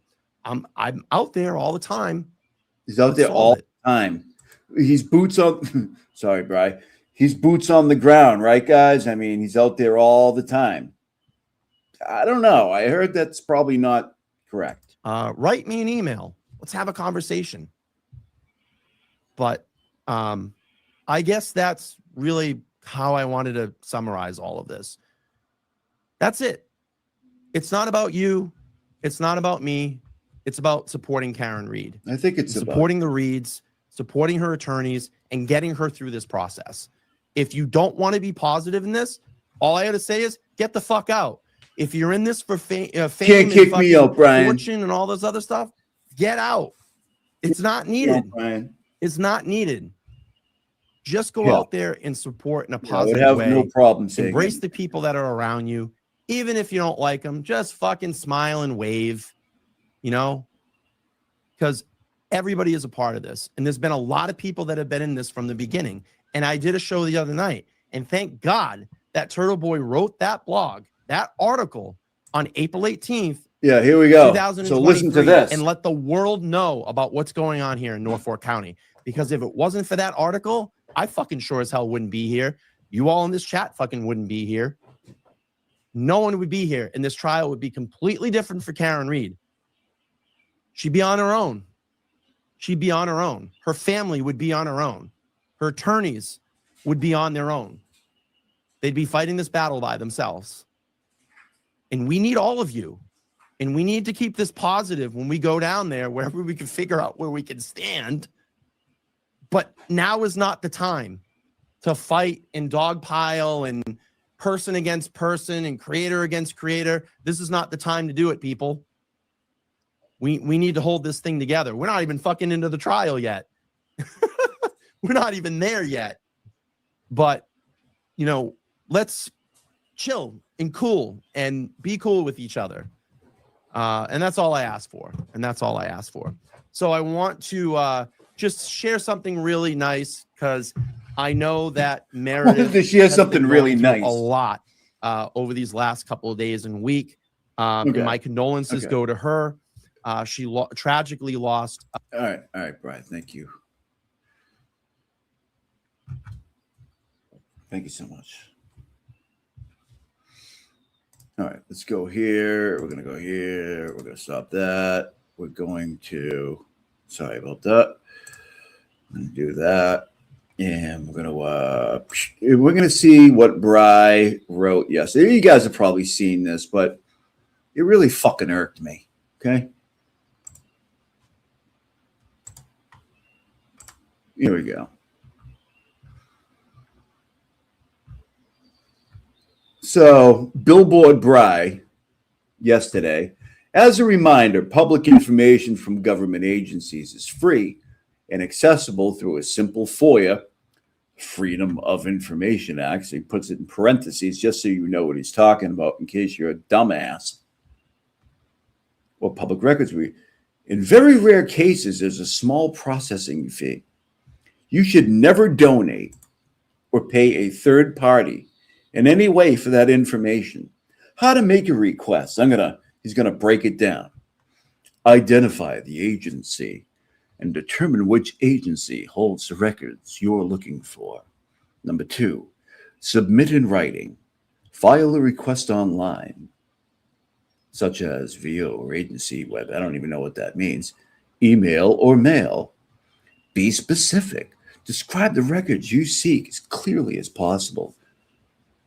Wait for response. Agencies are required to respond within a legally mandated timeline, usually 10 working days, though this can be extended. So it's not really that stringent after all. Number 5, if your request is denied, you have the option to appeal and state your case. Well, thank you, Brian. And then KY Maverick goes on, and he's like, the fees aren't always small. I mean, you know, when they get these dumps and you have to get like a shitload of paperwork from these people, they charge you for it. We know this.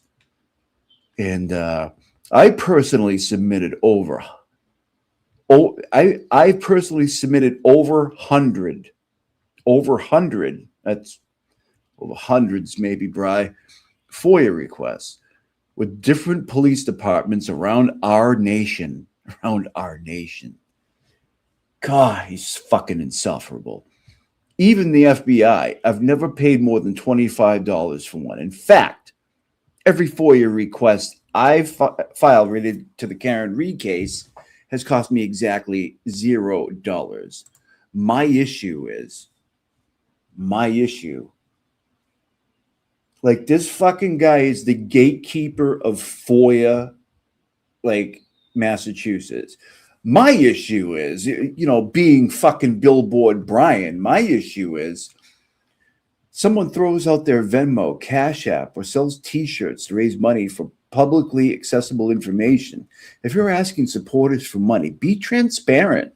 Show the actual cost. Don't just blindly throw donation links at people. Don't you think that's a little misleading? I'll also add, if you can't back a project or FOIA request, again, typo, Brian, financially, maybe that's not the best project for you to invest in. If you care to enlighten me to the costly FOIAs you've encountered, I'm all ears. Like, who the fuck does this asshole think he is? Like, who does this jerk off think he is?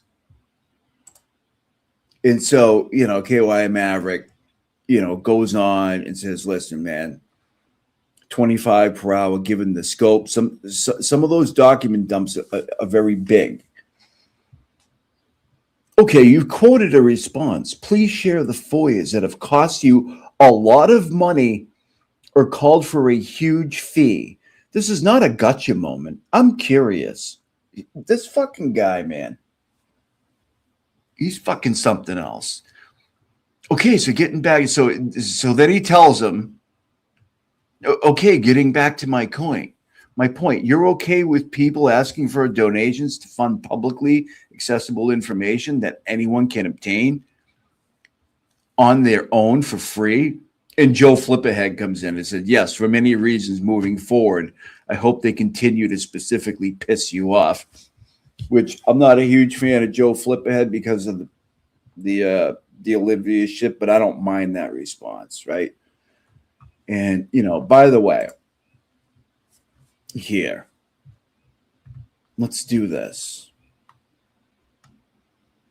Let's get rid of this. I want to bring this up.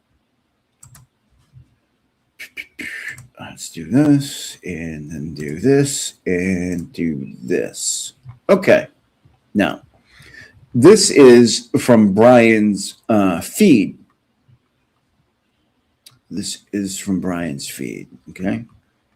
I don't want to make it, it's not going to be that big, okay? So,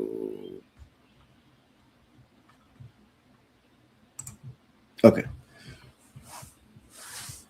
Yeah, so anyways, this is from a while back, and he's circling the date. But look at the fine print. The record section contacts you a report, please. And they're basically laying out how they're going to want payment for this FOIA request. Right? So that's, that came from his timeline in like the 5 minutes that I had to look for shit. Yeah, Olivia. Yeah, exactly. Like, I don't know what the fuck this dude is talking about. But here's this one. Here's this one too. And again, this took me like 5 minutes to find. It's not like I had to dig.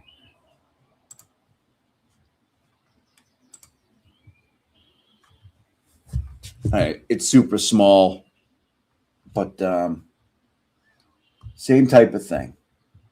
And it's hard to read because it is so super small, and I clipped it. But basically is another FOIA request where fees are laid out. Now, it's not a thing that says he paid fees, but they're asking for fees, right? This is off of Brian's own X feed, like just in the 5 minutes that I had to look. And then the glare blew up this shit last night, so I didn't even, but I just wanted to revisit that. And, I just think he's shitty for, like, dude, I don't understand, like, why you would go after people. Like, you know what you're doing. That's towards Emily C. Like, we see what you're doing. You know what I mean? And, yeah, you know what? Give me another minute. I might try to find some funny Brian shit. I mean, the 1162 key cycle is only, it is what it is. And that trigger event is predicated off of that key cycle, which is impossible. It just is. You can't really go over it any more than we have.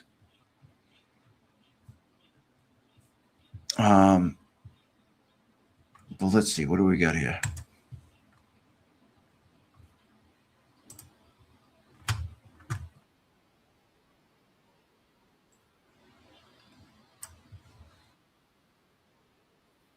Okay.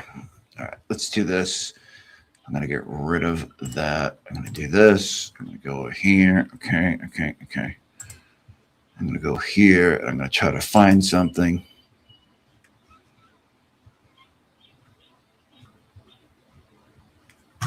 Meanwhile. Everybody knows you're fucking 4'7", dude. Don't talk about my fucking whatever the fuck you just said, dude. You're a tiny little short guy. Yeah, I know, but I go up That on must be women. fun It's easy, being but- so short. You could probably have fun with people being so short, such a little guy. Be nice, You're William. a cute little guy. Look at you. Thank you. You really are a sweet, cute little guy with those blue eyes. Look at you. With small little fingers and small little arms and a small little body. You're sweet looking. William, what are you? All right, give me a minute.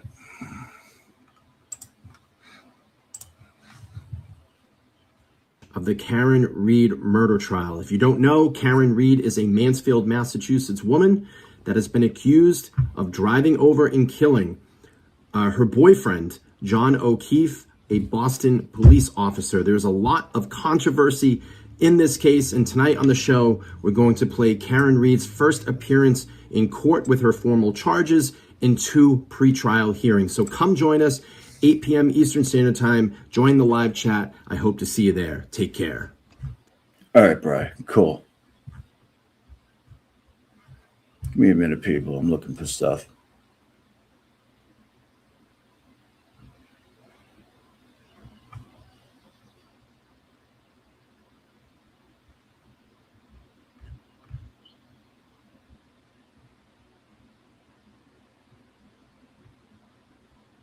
One second here.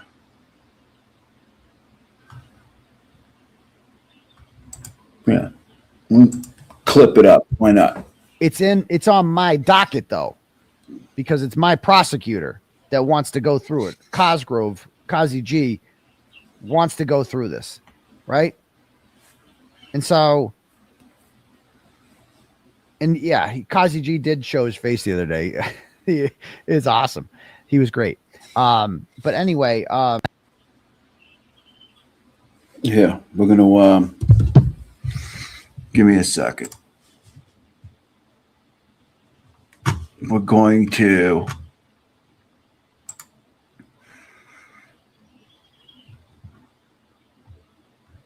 do this. All right. Okay.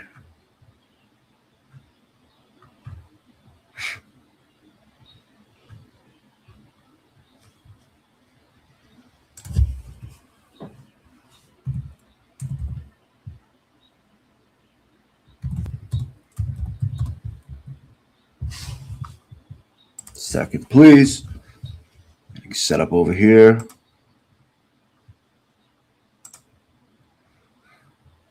I haven't looked at any of this at all, but we're going to laugh at another dummy because that's what we do over here.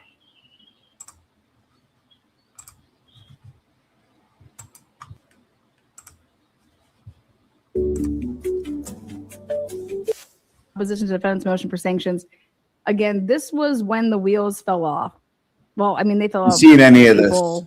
In April of 2023, but Alan Jackson just comes out and basically circumvents. They were Turtle Boy source. Has Turtle Boy go put it out to the internet.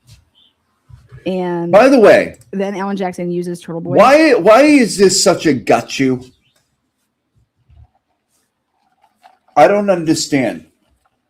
Karen was Turtle Boy's source. Like, oh no, no shit. Has that ever been disputed? Like, what are we talking about here? I don't understand it. Please fill me in if you know. That's how we found out about the federal investigation. Now, I'm going to show us something and remind us that back. I'm going to keep this going for a minute. This all right? is. Give me a minute. I had to go back into my lovely vault here. And if anybody was following my channel, okay, I could take you back and show you guys when I had to print off. This is 214. This is the Commonwealth opposition to defendant's motion for sanctions and for disqualification of the Norfolk County District Attorney. This was filed February 15th in opposition of what defense filed January 7th, 2024. And it was back then I went through and I put all these A, B, C, D, E, these exhibits. This was 301 pages. Okay. And the Commonwealth laid it all out. Okay. This is in 2023. And I'm going to show you why this is the mother lode of all filings.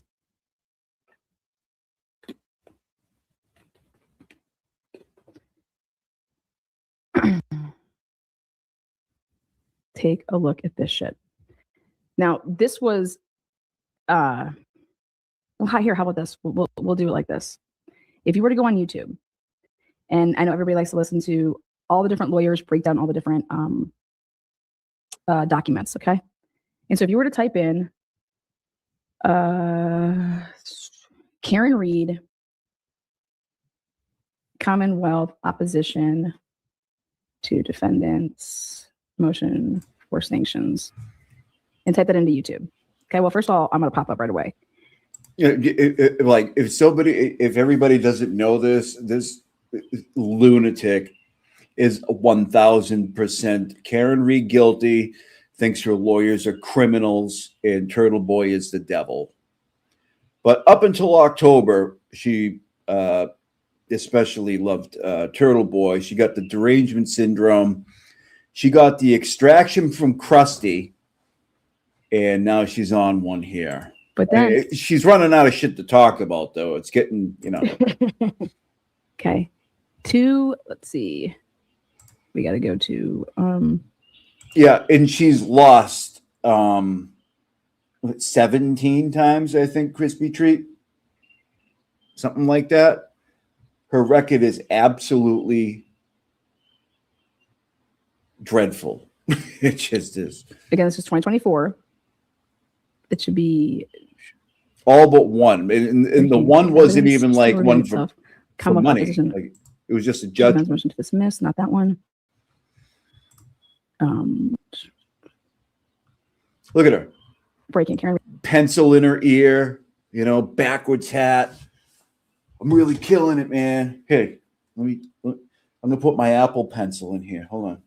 Let's see if I can do this. Here, check it out. Let me see if you guys buy this shit?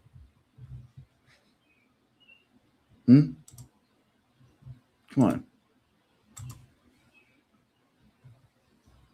See the Apple Pencil? It's over here. It's white, so you can't see it that good. I'm really hard at work. Clipping these fucking idiots. It's hard work. See you do it.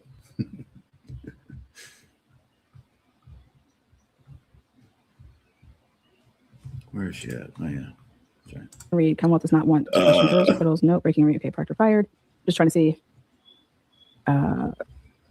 Okay. Guys, buy it. I'm really busy. Just go back to Ooh, which one is this? Let me put in the. Look at. Let me put in. She's got clips. This was heard in March. You guys see the paper clips? She's got. Maybe I actually heard highlighter. Ooh. Turtle Boy here says, let me think about it.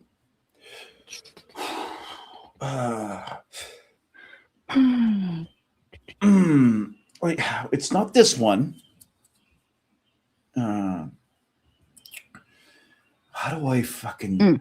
Okay, wait, what's this? Courtyard. Wait, okay, I got it. Young Jerks. This is... Good job. Got it. Young Jerks gave it to her. Where's Mikey? Is he in here? Is he in our chat? Good afternoon. Good afternoon, Mr. Lally. Good afternoon, Your Honor. Laura McLaughlin for the Commonwealth. Good afternoon, Mr. It's just a video. Good afternoon, Your Honor. David Unetti for Karen Read. With me is my sister, Attorney Janice Unetti. Good afternoon, Ms. Unetti. Good afternoon, Ms. Unetti. Brando, stop looking at me like that. Okay, we ready to start? I love it. All right. Thank you for being here. So what I'd like to do, the order I'd like to go in is, first of all, the Rule 17 motion regarding Trooper Proctor. So we did receive, and it was docketed today, an appearance of Attorney Michael DiStefano to that, so that motion's allowed. Any comment, Mr. Lally? No, Your Honor, I would just say that the Commonwealth also does not object. Spoken to legal counsel from provided to provide. Motion that I'd like to start with is the defendant's motion for Rule 17 directed to Kevin Albert, Brian Higgins, and Brian Albert. Before we begin on this, Mr. Lally, is the Commonwealth opposed to either of the other two motions? Just a yes or no. And Yes. Okay. And do we have third-party counsel here on either of these objecting? Yes, I believe so. Okay.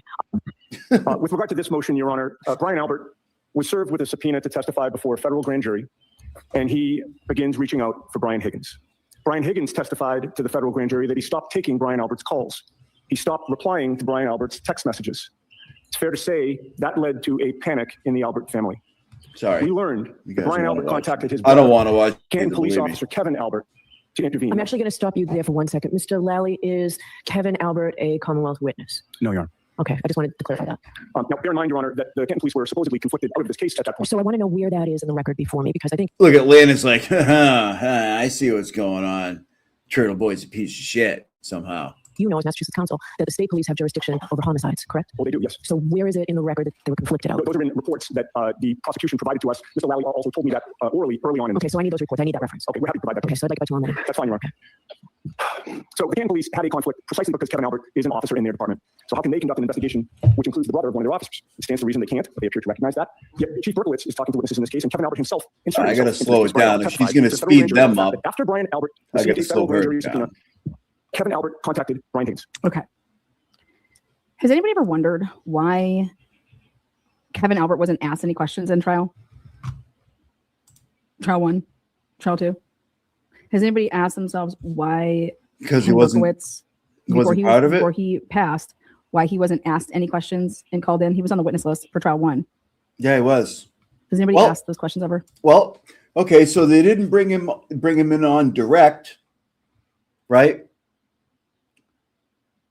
If they're not on your side, why would you bring him in on defense? She's asking the wrong fucking question she's asking probably the right question to the wrong people. And this is smart people in here, right? If they didn't bring those people in on direct, and those are people that are clearly in the tank for the Commonwealth, why would the defense call them without them being called on direct?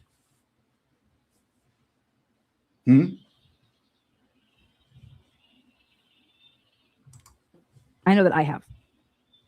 Okay. Now, Big Earl. The facts as recited in the defendant's motion, the Commonwealth would submit are largely inaccurate. Okay.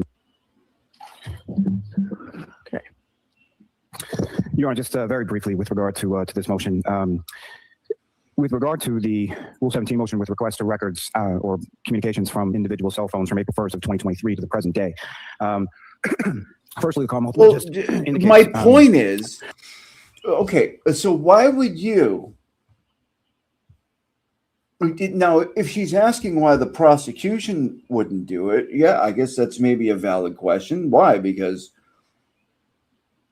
but like, why would the defense? Like, I don't understand.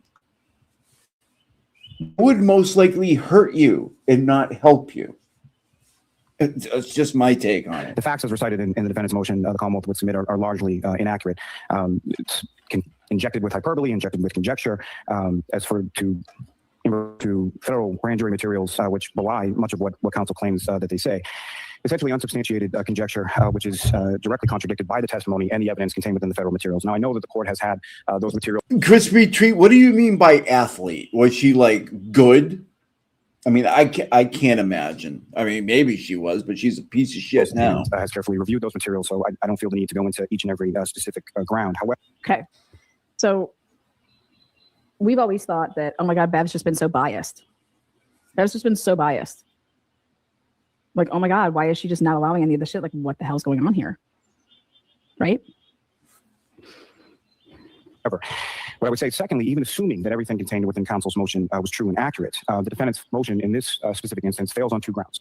Number one, what the Commonwealth Like a lot of the puss. time period that's being Oh requested my is God, far too Helen broad, Keller. for whatever collusion or whatever Stop it. reportedly occurred, according to counsel. I said she played basketball. Of communications from people Fucking who, admittedly through fat the white testimony, chick the played evidence that was presented basketball. and has been presented in both forms, knew each other well and knew each other well before any of this occurred, Yeah, and exactly, continued Navy. Why would they do to that? associate and be friends following this incident. Secondly, the last paragraph of counsel's motion claims that the records are needed to Oh, establish good for the her, but she's a examination piece and of shit the now. Commonwealth would submit is really what I don't know what her. She could be Michael Jordan and still say fucking stupid shit, and I would still point it out. I really don't care that she was an athlete, but I mean, I get that, you know, she was, so thanks for telling me, but she's also a fucking piece of garbage. From counsel's perspective, is to establish the existence of these conversations and what the content of them were, which is I mean, the epitome of a fishing expedition. And so for those I played hockey since I was a baby. Like, I don't bring it up in these realms. Like, what's the use? those two reasons, the Commonwealth would submit that the defendant has not met a standard on the Lampron, and that motion should be denied. All right. So I see Mr. Henning, so I don't know. Do you want to be heard? Yeah, please come forward. And I don't know who counts. Page, we got the orders and the proposed orders, but we have not been able to review the actual memoranda because, at least according to the interpretation of the protective order, we're not entitled to see that content. And that. All right. Okay, so they all speak. Higgins at 2:22 in the morning. Right here. He did not Receive copies of this as well and be permitted to argue now and supplement it. All right. I mean, as I previously mentioned, Brian Higgins did testify before the federal. Do you see the shit she's going back to? She's going back to pre-trial. This is pre-trial, trial 1, is it not? Like, why does this fucking matter? It's over. It's over. Grand jury. And at that time, he was specifically asked if on January 29th of 2022, he made any phone calls when he got home. He said that he did not. He testified that he lived alone. He testified that he was alone that night. He testified there was nobody else in his bedroom. He testified that when he went to bed, he placed his phone on the bedside table. After making those admissions, he was confronted by a federal prosecutor with his phone records. Those records revealed that Brian Albert called Brian Higgins at 2:22 in the morning on January 29. Those records reveal, moreover, that 17 seconds later, Brian Higgins called Brian Albert back, and that call lasted for 22 seconds. Now, when he was first confronted, Brian Higgins' first tried claim that it had to have been a butt dial. That term butt dial is used by many of the Commonwealth's witnesses to explain the many calls between them and among them. And I've never seen a case where there have been so many butt dials, to be frank. But Mr. Higgins was already locked in. He already testified his phone was on the bedside table. His butt was in the bed, the phone was in the table. The two could not have met, Your Honor. There was no possibility of a butt dial. And then Higgins admitted that. And that wasn't Mr. Higgins leaving Brian Albert a voicemail. He also admitted under oath that the toll records would have reflected a voicemail if they went to voicemail. He admitted that to call Brian Albert back, he would have had to first reach for his phone, then unlock it with the passcode or Face ID. Then he would have to press on Brian Albert's number. And that is exactly what he did. And he testified that that was what he did. He also testified that nobody from the Commonwealth, not Trooper Proctor, not ADA Lally, no one has ever asked him about that phone call from Brian Alberts to Higgins, or the return phone call from Higgins to Albert lasting 22 seconds. Rather than get everyone's phone records, as this court knows, the Commonwealth has fought the defense at every turn in our quest to get the phone records. They've persuaded this court that we were previously on a fishing expedition. To the extent the court once thought otherwise, it is clear this is no longer a fishing expedition. We do not have to go fishing to wonder anymore whether calls were made. We now know that someone had been in that house when John O'Keefe arrived, called the homeowner at 2:22 in the morning, 3.5 hours before John O'Keefe's body was found on the homeowner's lawn. We learned that neither party to that call ever revealed to police, investigators, or prosecutors that they connected by phone in those early morning hours. Just like Jennifer McCabe never revealed that at around the same time she was Googling, asking how long it took for someone to die in the cold, a search that the FBI confirms happened at 2:27 in the morning, again, about 3.5 hours before John O'Keefe's body was found. Now, for his part, Brian Albert also first tried to claim that his phone call to Brian Higgins at 2:22 in the morning was a butt dial. He said that he was awake and watching TV, but he was called back to the grand jury to testify a second time. The second time, Brian Albert changed his testimony to say that at 2:22 in the morning, he and his wife were in bed in an intimate situation. He claimed that he had his phone with him in the bed. So now he's claiming that it was during that intimate situation with his wife that he supposedly butt dialed Brian Higgins. He had no explanation, however, for how his phone picked up when Higgins called him back 17 seconds later. He had no explanation for the 22-second phone conversation that followed. And it's worth noting that Higgins testified he never heard any intimate noises on the other end of the line either. Brian Albert tried to maintain that he butt dialed Higgins. But again, that would mean that his butt also answered the phone when Higgins called back, and it doesn't make any sense. Both men denied talking to each other despite being confronted with that mountain of evidence by federal prosecutors. But it wasn't just the January 29th, 2022 calls between Higgins and Albert. Brian Higgins' phone records, we learned, revealed that Canton Police Chief Kenneth Berkowitz was involved in interacting with both men shortly after John O'Keefe's body was found. And again, recall, they're supposedly conflicted out of this case. So I'm going to, there's just a question I have, and I'll let you continue, Mr. Yannetti, but regarding the dates. So the dates of the records you're seeking for Brian Albert, so January 29th. So she's going to keep going along until she's like, until she finds something where she can say the lawyers are liars and Turtle Boy's a piece of shit and Karen's probably guilty of conspiracy to intimidate. I don't know what she's doing. And for Kenneth Berkowitz, January 29th to February 18th, and Brian Higgins, January 29th to February 18th. I need you to explain to me why those dates, why February 4th and February 18th. There was testimony in the federal grand jury that Berkowitz and Higgins were speaking to each other up through the 18th. With regard to Mr. Albert, we had evidence through the 5th. All right, it's not entirely clear from the affidavit. Okay. All right, so go ahead. Thank you for answering that, and I'll hear you. Go ahead, continue. Okay. So we all watched this and we were like, oh my God, this has to happen. Like, they got to be able to get this, right? But then I said to myself, why do they need it? They already have the information from the feds. They went to the feds. They got a federal investigation started. Okay. And so why not just call these people to the stand in trial number 1 and ask them questions? Well, Lana, because you would never do that as a lawyer. You would never call somebody to the stand that you don't know what the answer is going to be. Yeah, there you go, Lana. You just fucking said it, didn't you? Like, why are you asking? Okay. Okay. Can I remind everybody that everybody was drinking their faces off? Okay. Oh, no. Nobody knew that. Nobody Cy knew Ray that. has a really good, you guys need to go to his website. And Who? In order to testify to pattern of life behaviors, okay, you have to have at least 180 days of evidence, of like phone data, digital phone data, The to be fuck is she able to talking successfully ever testify to something that would be, whether it be normal or not normal, okay, anomaly. You're not able to just look at something once and be like, oh my God, this is wild that this happened. Okay. But also, right, this whole thing about the Fed investigation, if you think fucking fuckery is afoot with the investigation, you have every right as a defense attorney or defense team to call the feds and see, can you look into this bullshit? And for anybody to think that they tricked the feds into looking into this, of fucking stupid idiot fucking assholes. You shouldn't drive cars. You shouldn't be able to own property. You should be kept away somewhere with limited interaction with people. To think that Karen Reed, the evil Karen Reed and her team could trick the feds into this fake goose hunt is wild and stupid. You're dumb if you think that. So what Cy Ray has been talking about is like this pattern of life. If you're going to start using digital evidence in this type of capacity, you need an extended period of time so that you can say, in a year worth of these people going out, drinking, blah, blah, hanging out. This has never happened. And it was also on the same day that a body would be found on the lawn. Okay. Now, well, even if they did give the Deitch, who cares? You guys do all understand that this is going to come out of the civil Why case. would that be a thing? So when I went back and looked at all of this, I was like, wow, what I feel like happened here is Alan Jackson in a way tried to in a civil case, you can get your hands on so much shit.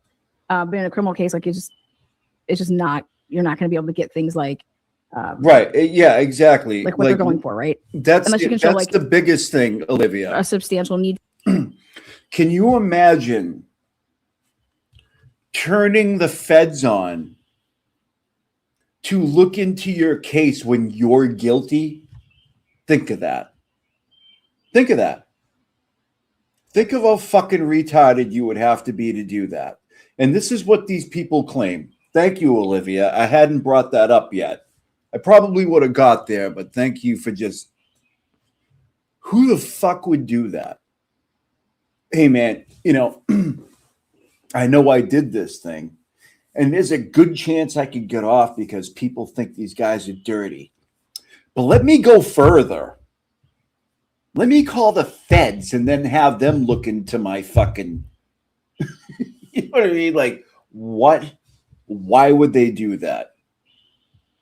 Thank you, Jen's dog, Joan. I appreciate you. We're gonna recognize all the great supporters in a few minutes. We're just gonna keep going here with this nut. I mean, everything she says is just stupid. She gets all these people to believe her. It's fucking crazy. And so this goes back to the beginning, okay, which is how did the feds ever get involved in the Karen Reed case? Well, we know it wasn't the Commonwealth. The Commonwealth.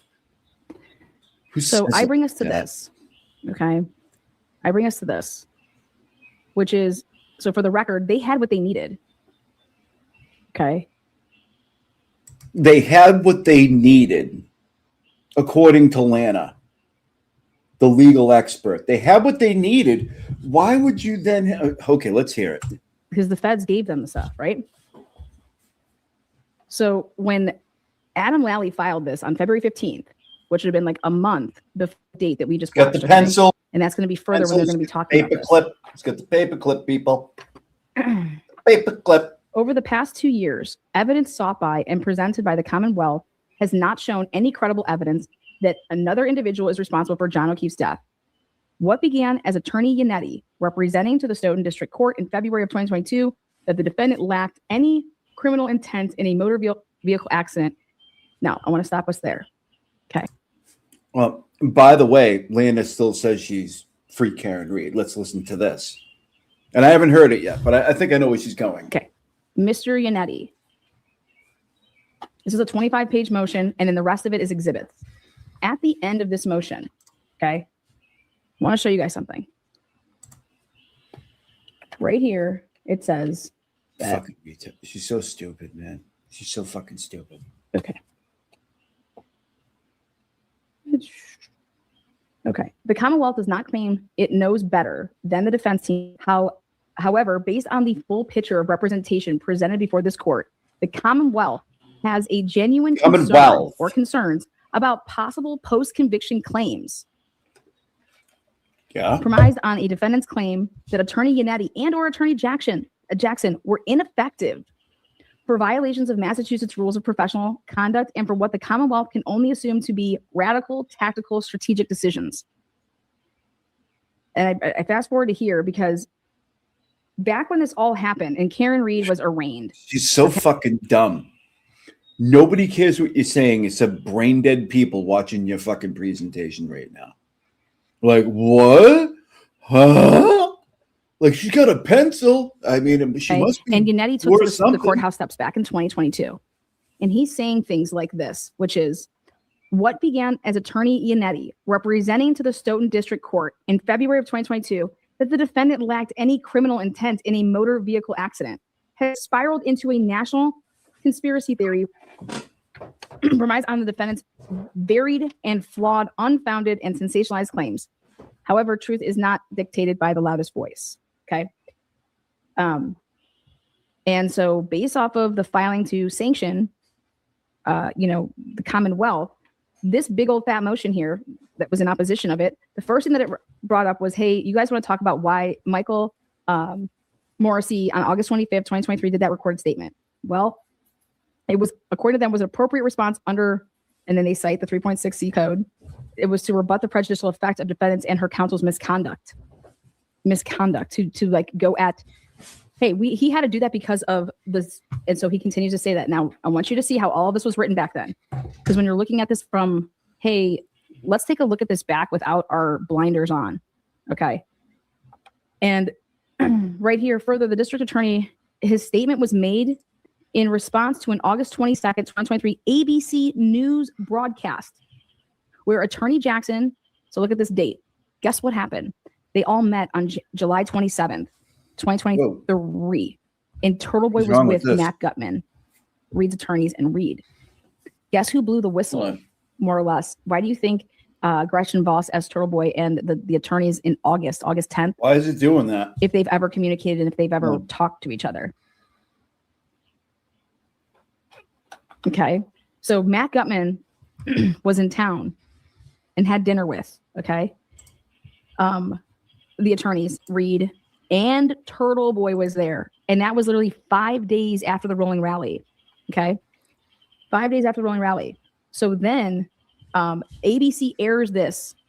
This is what Jackson, Yannetti, and the defendant sat down and interviewed with ABC News chief national correspondent Matt Gutman. During this 9 minute and 37 seconds segment, videos of the Free Karen Reed protests were shown, photographs of witnesses displayed, and the defendant made numerous comments about the evidence and her relationships. When asked what the defense believes to have occurred. Attorney Jackson passionately asserted pieces of taillight evidence were planted after the fact. See, that's And what, that yeah, that's victim another thing I don't walked get. into the Like, house. I think he was confronted, was likely brought down to the base. so I heard Leanna say, and I would have to go find it, but she streams all day long about different cases. Item 4, this one, that one, the other thing. I would have to go through it, but she's like, I couldn't believe we were misled. I couldn't believe we were sold this bill of goods, and like these people think they're the smartest people in the world, but yet they're like, oh my God, I was tricked. Like, what? No, you weren't fucking tricked. You just fucking, you see different opportunities to be a piece of shit. That's all you're doing. You weren't misled. You're not that dumb. You weren't in a cult. Get the fuck out of here with that. I think that confrontation got physical and he was beaten to a point of unconsciousness. Okay. This is a lawyer. What do you think, boy? Go think about this. This is before a trial. Okay. All right, relax. Beaten to a point of unconsciousness. Nobody was gagged though. See video, but it doesn't matter if you're gagged or not. You can still get in trouble for extrajudicial prejudicial statements. See video beginning at 7:50. Attorney Jackson then commented about his impressions of the victim's injuries. Okay. Including that the victim had defensive wound bruises on the back of his hands. No, that was, I believe, remember we were talking about that? If you're going to stab somebody to try to like get their, to put an IV in. This is why everybody thought that he was in a fight. Alan Jackson's over here making statements that he's a veteran prosecutor. He's a veteran defense attorney. And he's literally, he knows when you're trying to put an IV into somebody, what it will do. It'll bruise you right up. Attorney Jackson continued on, ultimately declare without any indica of proof and substantial evidence to the contrary. Now, he said that this was a cover-up. John was murdered inside that house. His body was placed outside on the lawn. Okay. Now, ready for this? Karen Reed had provisions to her bail. Right? So how what's his name? Alan Lally went about talking about he went in order of how they presented this in their motion for sanctions. And the sanction was to dismiss this motherfucker. Yeah, he's getting big. I'm working on it. I'm working on it. And so they cite these, Rule 3.6, Exhibit D. It's the memorandum of decision and the line of permissibility under Rule 3.6. It's saying that, what you can and can't do. This court stated that Attorney Jackson's inflammatory statements about the Commonwealth witnesses appear to have fueled much of the publicity in this case, and that the defense counsel did not have carte blanche to speak with the media, and going forward, defense counsel should ensure that their statements are limited in conformity with the rules. That was what came out on January 31st in that ruling, okay? Yeah, I'm trying to give him, I'm exercising him with the laser pointer. He likes to chase it around. But I also don't like it when he doesn't get to be able to catch anything. He's just looking around like, what happened? But yeah, I've been doing that lately. I've been getting some exercise. Now, on July 31st, 2023, this court held at this time, there was not a substantial likelihood that the defense counsel statements would materially prejudice the proceedings, and so it denied the Commonwealth's motion without prejudice. I showed you guys part of that motion yesterday, or that decision. Now, why did she bring something up about the leg? Because we know he had that thing drilled into his leg. I wasn't really listening, but we know that was testified to. Contrary to that warning, the defendant and counsel have continued to give numerous interviews with local and national media outlets where they make unfounded and inflammatory statements about witnesses and their character and their reputations, and that's not what you're supposed to do. Okay. I haven't been able to get into a harness. And yet. you guys remember when Alan Jackson went on the court steps? I have it, but so listen up, sir, and I'll speak slowly so you understand. Michael, we ain't got no quit. That's the first time that we ever heard that. We ain't got no quit. Exhibit T, the defendants continued to attempt to materially prejudice the judicial proceedings, blah, blah. And it's saying, now we're going to talk about on September 17th. I don't know if those bruising on his hands are from an IV. That was talked about. That was rumored, but that I don't know that was proven, was it? I don't know. Defendant traveled with Attorney Jackson, Attorney Little, and a woman believed to be a television news producer to the victim's home in violation of her conditions of release, as well as other places of interest in Canton. There was actually a report of it. The person that was, and remember I showed you guys those text messages between her and Turtle Boy talking about Ring cameras on September 17th. Yeah, it was just a big old mess. Anyways, they end up interviewing the neighbors, and they end up interviewing the person that drove the black vehicle for Karen Reed. Right. Okay. Now, did they do anything crazy and try to revoke her bail? Nope. Even though they had substantial proof that she 1000% violated her bail because she's not supposed to be where she was. Okay. You wish, next. Lana. The Sold. production of the letters between Norfolk District Attorney's Office and the U.S. Attorney's swear, Office all these and Department people- of Justice. As it pertains to a Sorry, federal Brando. investigation related to the circumstances surrounding this case, the Commonwealth, we always thought that the Commonwealth was just gaslighting us. Yeah, he's pissed. That's just not what happened. The Commonwealth has not been advised of the parameters or scope of Very federal activity, and the U.S. God. Attorney's Office has essentially God, kept no the problem. Commonwealth in the dark about the specifics of its investigation. Doesn't it seem like all these people are like 2 or 3 years old with all their shit? Like, it's over. I don't understand. It's fucking weird to me. That's fact. The majority of correspondence between the Commonwealth and the United States surrounding this case, the Commonwealth, we always thought that the Commonwealth was just gaslighting us. Yeah, That's just not what happened. that's not what happened. Listen, Lana is fully in the tank for the Commonwealth and the House defendants, 100%. The Commonwealth has not been advised of the parameters or scope of federal Right. activity, and the U.S. They Attorney's Office has they couldn't even seal an indictment for probable cause with the conspiracy, the joint conspiracy to commit witness intimidation. They couldn't even do it. The ham sandwich, they couldn't even indict the ham sandwich on that one. So, hey. essentially kept the Commonwealth in the dark. By the way, maybe Olivia can can answer this. Is there anything different now than there was then about information about this new thing? You know what I mean? Is there anything new that we haven't known already? I mean, I don't think there is. I mean, so if they couldn't indict him on the conspiracy to commit witness intimidation, I don't think they can really do anything else. About the specifics of its investigation. That's It doesn't fact. seem like it's going to happen. The majority of correspondence between the Commonwealth and the United States Attorney's Office has been discovery requests for all facts. They were asking repeatedly, okay? Repeatedly to say, hey, if you guys are doing some investigation, like we need to turn over, like, can we please have whatever you guys have found? I do have So some that of we those, have Felicia. Discovery obligations that we have to give. He's getting Like, used yeah. to them. He didn't like them. He was scared of them like a while back. Now he's really starting to play and like feel his surroundings. I've only had him since the beginning of March, like the first week of March. It has not been long at all, but he's really, you can obviously he is becoming at home here. That was the immediate response.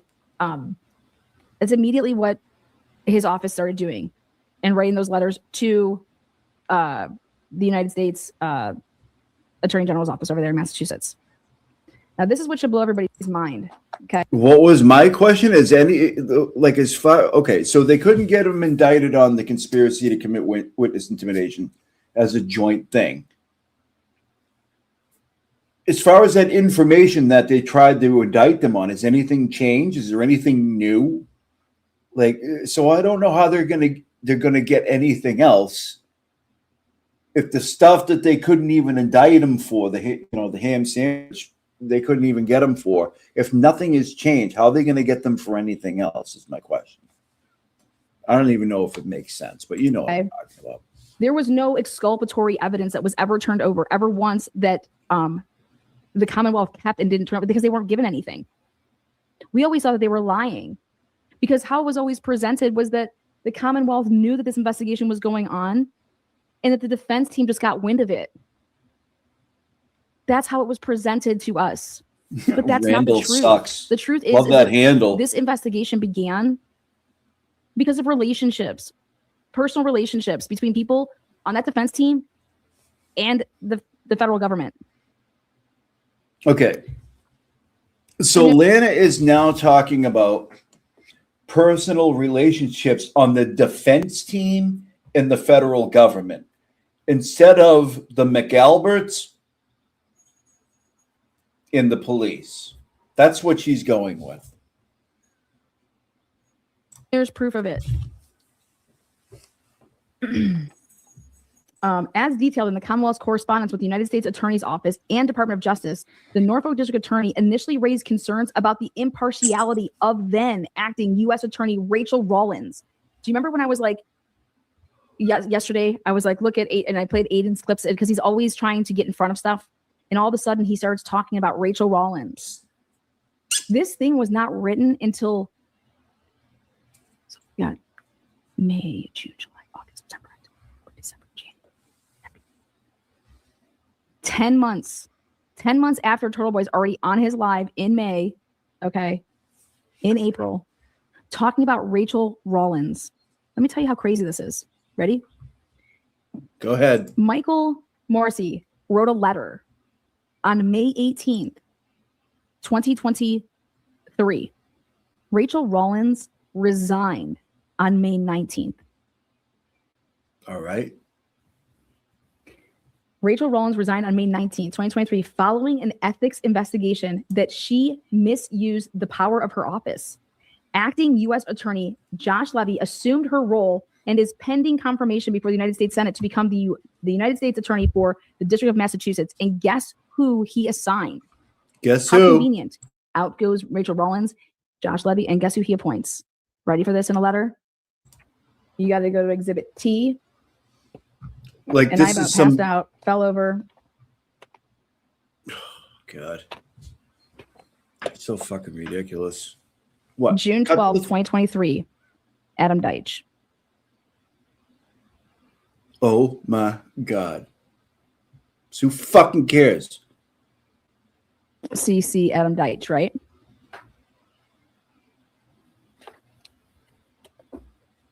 Yeah, right, Olivia. I get it. Yeah. Okay.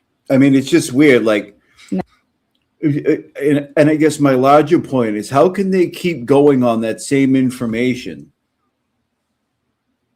Like, if they couldn't get the indictment for joint witness intimidation or conspiracy to commit witness intimidation, how can they get anything else based on that same data that they have, is what I'm saying. Like, I don't see it happening. Like, what are they going to suddenly come into something so huge that they missed before? Like, I don't understand. But, you know, now I'm also not Olivia Niles. So, you know, I'm just. As detailed in the spitballing Commonwealth's here. correspondence with the United States Attorney's Office and Department of Justice, the Norfolk District Attorney initially raised concerns about the impartiality of then acting U.S. Attorney Rachel Rollins. Hey, Joy. And the unprecedented use of federal power to interfere with a state homicide investigation. These are all allegations by the Commonwealth, by the way. She takes all this shit as it's fact. Like, she's in the tank. See Exhibit P, With her- letters between the Norfolk District Attorney's Office and the U.S. Attorney's Office and the Norfolk District Attorney's Office and the Department Over here with her very, very, you know, womanish looking hands. of Justice, Fucking the grossing me Q, out. did all this stuff, right? The Commonwealth has continually recognized the constitutional obligation to disclose exculpatory information to the defendant, which includes broad obligations to inquire and disclose any facts that would tend to exculpate the defendant or diminish her culpability Exculpate. and all Exculpate. statements of witnesses. Sculptate. The federal government wouldn't hand anything over. Hey, do you know, like, she wrote a court filing before, and she was suing somebody for defamation. Defamation. Let that sink in. Our legal expert over here, along with Twisted Tragedies, is talking about defamation. And you know what? Now that I bring it up, hold on a second, people. I'm going to remove a couple things from the studio here. And maybe we'll get a little palate cleanser here, huh? Defamation. That was a good one. You guys want to hear about hearsay from a legal expert? Information.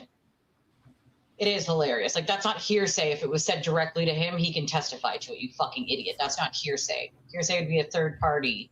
Like, I can't testify to what two other people talked about, and then I was told about it. That's hearsay.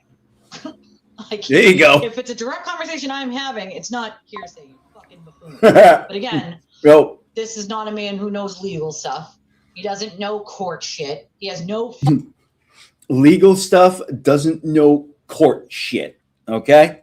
I know legal stuff. I know court shit. fucking clue what he's talking about. Imagine thinking you have to explain anything about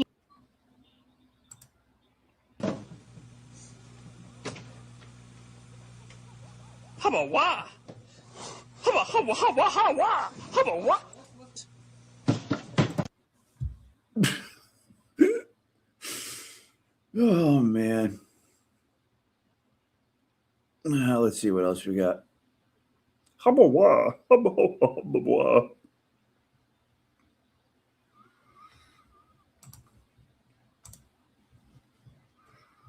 Duty.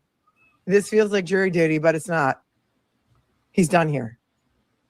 Chambers. I don't curse on this channel, so I apologize if most of the time I don't. If I do, it trends on Twitter. But did you hear what he just said? I'm going to play it one more time. If you have your children. Well, I think what should trend on Twitter is the fact that you're a lawyer or that you passed the bar and you don't know fucking shit, and that you don't give us any insight into anything to do like from the mind of a lawyer.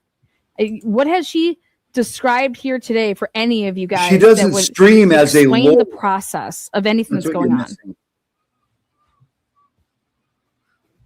If you were playing me publicly, that one, but it was just you had to see it, you know.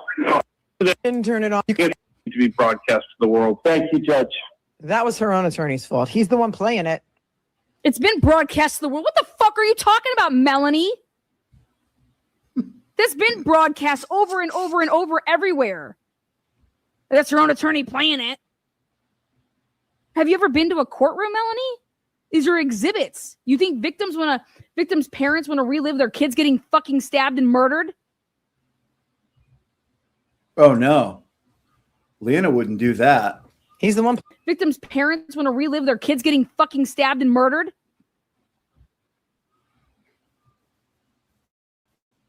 Leanna wouldn't do that. He's the one playing it. Ridiculous. Victims' parents want to relive their kids getting fucking stabbed and murdered?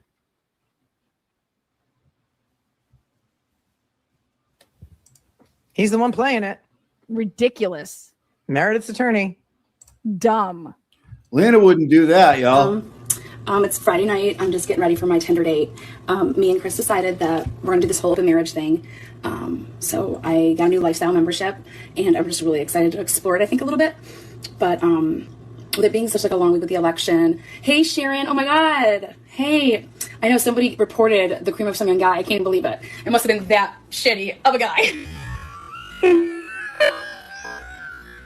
Like, who would ever report the cream of some young guy? Anyways, guys, I just it's been a long week. Like I said, I'm just gonna let loose. This is just a I murdered, just got so many murdered pregnant amazing woman. ideas for 2021. No I'm just big really deal. looking forward to, reinventing myself, getting out of my comfort zone. Thanks, guys. I'm in to say that. Was he bad mouthing you in that video? Yes. Oh, here we Calling go. you stupid. This is the one I've been looking saying, for. Don't follow her, befriend her, whatever the young people do. Any of that. He was saying that nobody should be friends with me, nobody should support me, and That's the one I've been looking for. And that's severing networks. And that meets the statute. That's part of the statute, is trying to sever networks. He would put out mischaracterizations of our entire relationship, mischaracterizations of specific instances for the purpose so that I would be on an island all by myself, Your Honor. Okay?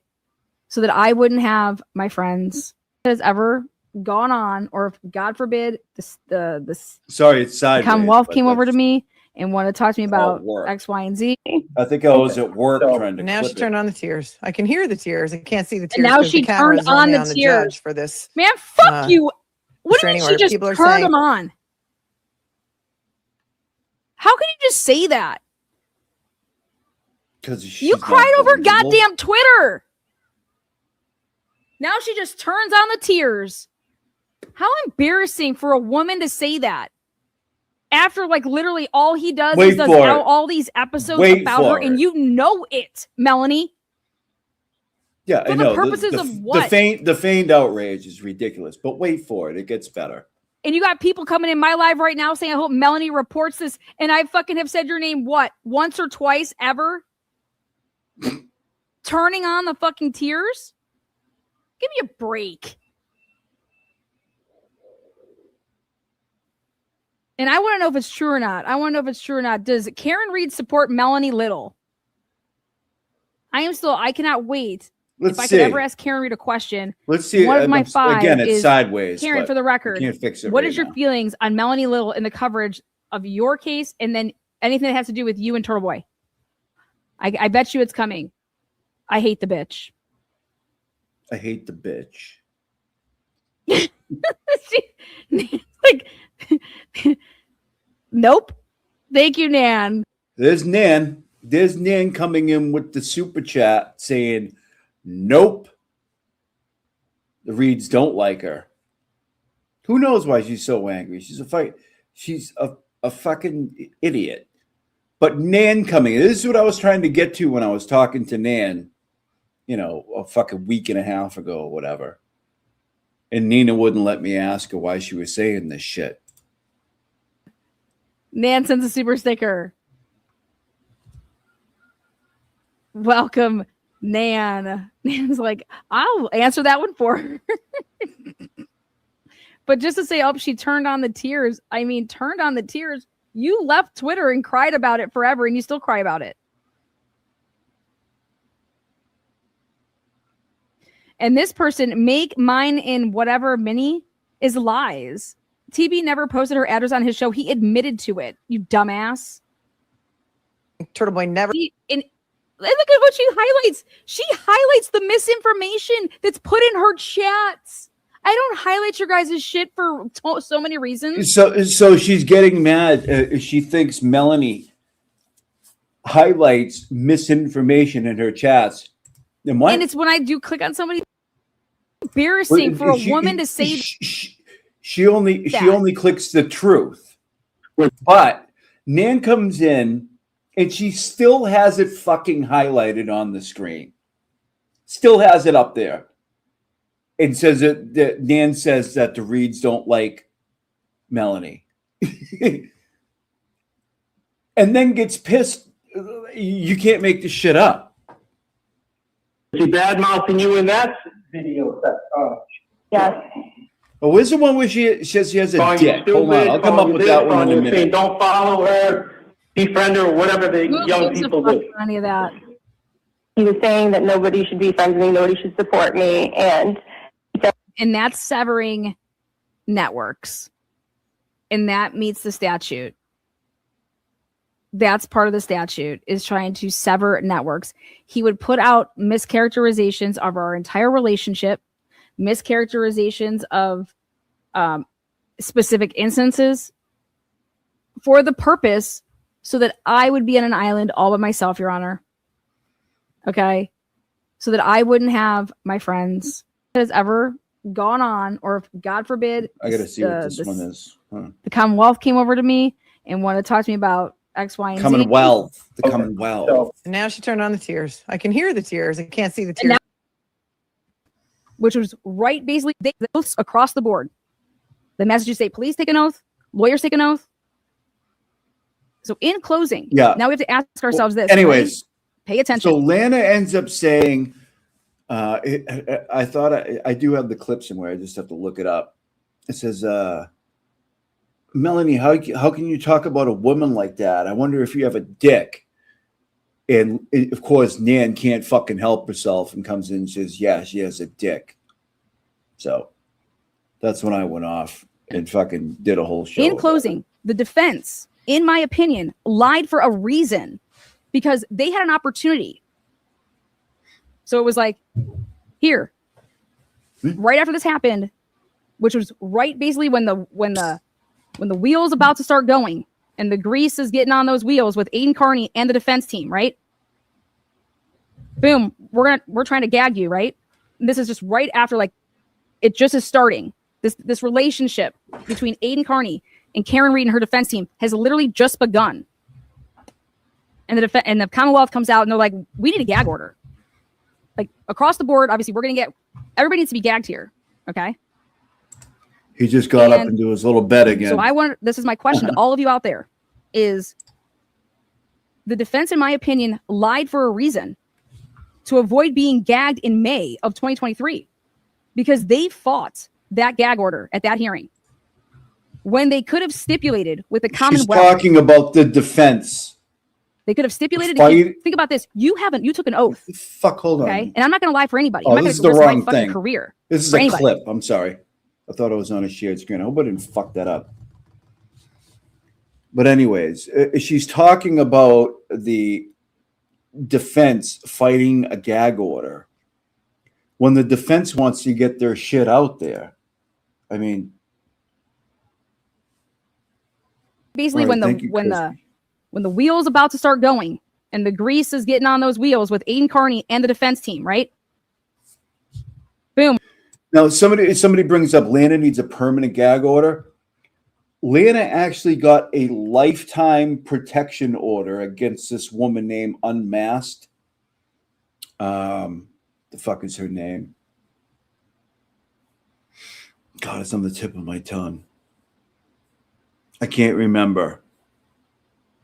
But this really pretty girl owns this channel called Unmasked. And that girl got a lifetime restraining order against Lana. Lifetime. You know how hard that is? I forget her fucking name. I can't remember it. We're trying to gag you, right? Vanessa. Right there you after, go. like, Vanessa was. It just is Thank starting. you. This relationship. I know you between guys Aiden know. Carney and Karen Reed and her defense team has literally just begun. And the Commonwealth comes out and they're like, we need a gag order. You know how much of a Across creep the you board, have to be to obviously, get a lifetime order? everybody needs to be against me? gagged here. Okay. And so this is my question to all of you out there is, Yeah. the defense, in my opinion, lied for a reason to avoid being gagged in May of 2023 because they fought that gag order. She thinks the defense lied to get around the gag order. I mean, it's fucking, this chick has wild at that hearing fucking theories, man. when they could have stipulated with the Commonwealth. Commonwealth. They could have stipulated to think about this. You took an oath. Okay. And I'm not going to lie for anybody. I'm not going to risk my fucking career for anybody. No. right? You wouldn't do So that, here you have, Lana. you have an opportunity as a lawyer You're very on the up and up. Everybody to knows just stipulate you with the about. Commonwealth And you're a nobody, by and the say, way. hey, yep, you know what, dude? Say, talk to your team and say, hey, guys, we're just going to stipulate. And stipulate means let's outside of the court say, hey, we agree. And that we're both like, yep, let's have this gag. And then the judge would have been like, okay, yeah, here you go. Right? The defense team fights against the gag. Yeah, and I've in order seen to do that, the panel before. It seems like when the Watts shit was going on, when I first started getting into YouTube a little bit. Yeah, there's a handful of those channels, and to see this years later, she stalked that girl Vanessa, the whole court thing is on. We can go through that at some point too. in order to fight this gag and win it, they lied. They fucking lied. Right? How do we know they lied? Because Now here she is. Aiden Carney was not the source of any 2026. federal fucking investigation. Why would it matter? Even if defense that's the team truth, which was the it's source. not. Had Aiden write the articles, Which they Karen never Reed said is that. blowing up Natalie saying, why isn't he writing more about the federal investigation? Write more. By the way, Olivia, you know what she's getting conflated? She's getting conflated.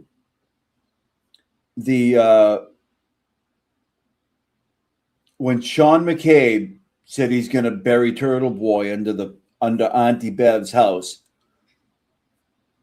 and they went to the motion to recuse. She's getting that conflated. I swear to God, she's getting completely mixed up with the gag order motion. She's getting them mixed up completely. She is. I know she is.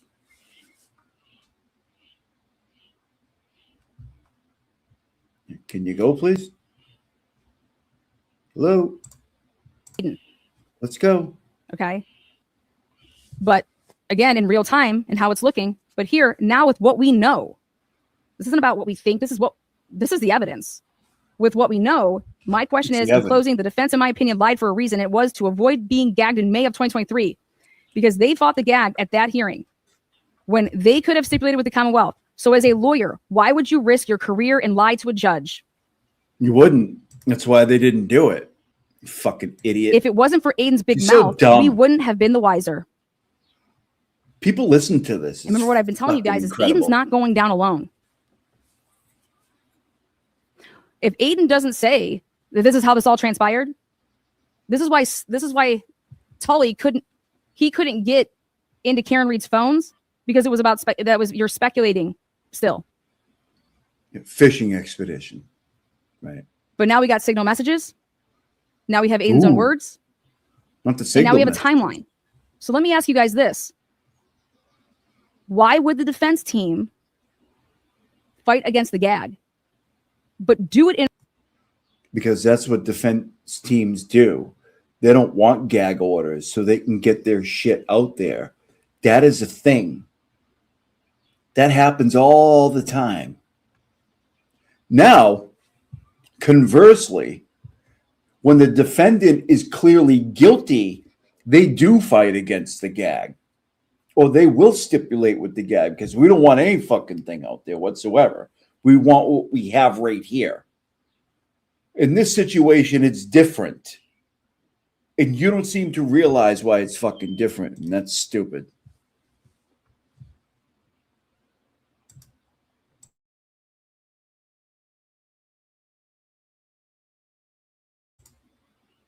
Yeah, this big in a way gap. that they know that they're going to be violating their own oath. Why the fuck would you put yourself into that position? No lawyer would ever do that. You would just see that we're in hot water right here, just right when this started, but they went out of their way to lie to the courts so there would be no gag order. And guess what then kept continuing on? What happened after May of 2023? That shit got turned the fuck up. This bitch is so fucking stupid. I can't even take it. Aiden Carney went ham. What does he do? Goes to Gemma Cave's kids' games. What does he do? They go out and get fake emails. They go out and get fake names. They go, think about what the fuck happened. They just started this relationship.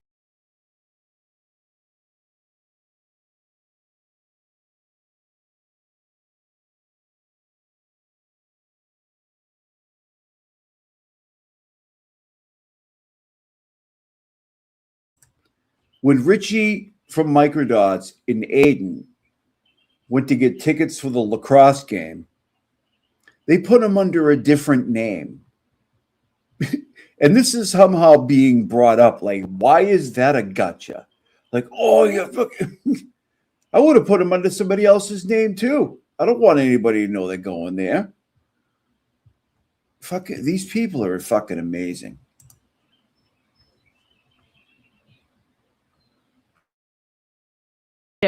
Supposedly on paper with what we have right now in April 17th, April 20th of 2023. By the way, if you say supposedly, I'm never going to listen to a word you say for the rest of your life. Sorry. You can say whatever the fuck you want about me. You could say this, that, or the other. But to every lawyer out there, this is indefensible. You cannot defend this. Lena, you're not a lawyer. Lena, you're not a lawyer, dude. You're barely a fucking YouTuber. What are you talking about? Look at my thumbnail. It says May of 2023, a decision was made because they had the decision once the Commonwealth filed for that gag order. You knew that you were the only position that you could take to defend it if you were going to try to say, we don't want to be gagged, is to lie. And that's the position that they took. This bitch is wild. Okay. Let's take that down. She's so stupid.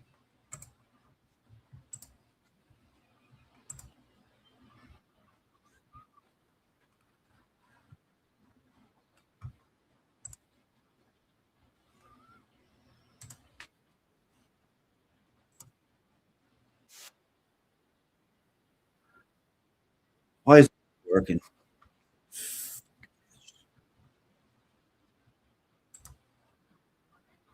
Yeah. All right.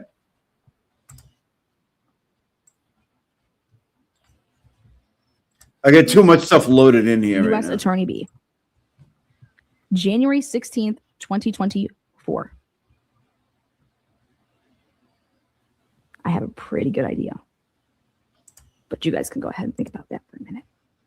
Now, on February 9th, 2024, the Commonwealth, Attorney Jackson, Attorney Yannetti, and Attorney Little jointly participated in a conference call with the U.S. Attorney's Office. During this call, the U.S. Attorney's Office indicated it may release information to counsel for both parties subject to a very strong protective order, okay? But offered no definitive answers or clear guidance on what materials existed nor will be produced pursuant to federal regulations. The Commonwealth diligently investigated the defendant's Commonwealth. I'll be right back. Allegations of police and prosecutorial misconduct. So they went to the extent of, hey, they concluded that there was no canine DNA associated with the swabs taken from the victim's clothing in the areas of the victim's injuries. The voluntary submission of law enforcement officers' DNA profiles to conduct comparative analysis, extensive GPS analysis of the victim's phones, physical locations, all this shit, right? They went and hired, because of what they brought up, they never hired anybody for the Google search of until it was brought by Richard Green. Okay, hey, of course we have to get on it and see what the hell this means. Okay. That is what you would expect anybody to do.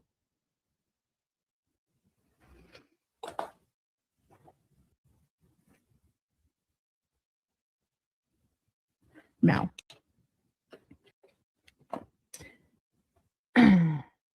the defendant failed to demonstrate any prejudice as the letters detail the Commonwealth's continuing attempts to obtain discovery. It's amazing when you actually read those letters. Nothing in those letters could ever be said that nothing in it is exculpatory. Nothing. Okay. And so arguing that is absolutely absurd because it's just not fact. Now, but here's the best part about this. The letters pertain to a subject matter the defendant has vast and superior knowledge about. Why are you talking about these and that you didn't? They knew about this. No, y'all knew about this way before. The defense knew about a federal investigation way before the Commonwealth ever did. Okay. Now, the next part of what they were claiming that they want sanctions for back then was Attorney Alan Jackson, Attorney David Yannetti, and the defendant have knowingly engaged in conduct to undermine the integrity of the judicial proceedings, and the Commonwealth requests that this court revisit whether there should be an order as to prohibit extrajudicial statements to protect the right of a fair trial for all parties. I always wondered why Alan Jackson and Liza Little never attended that March 2024 hearing. Because they didn't need to be there? They were just busy. The defendant's tactical decisions to allege wrongdoings by the Commonwealth conveniently. All she's doing is railing against Karen Read at this point, people. That's all she's doing.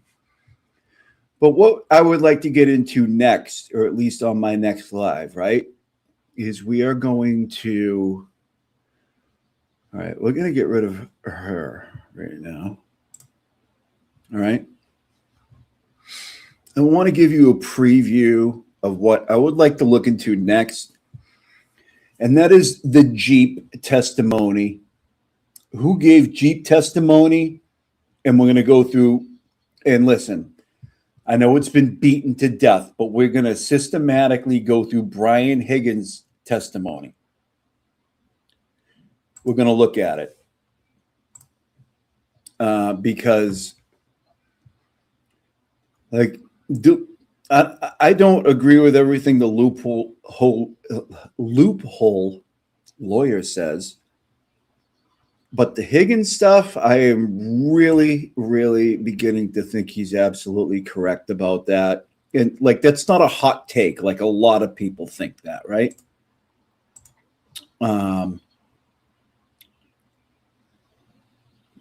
But I want to, where is it?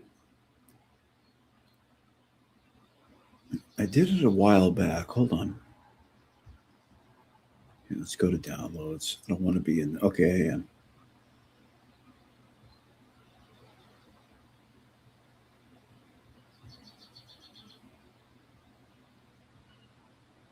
What the fuck is this?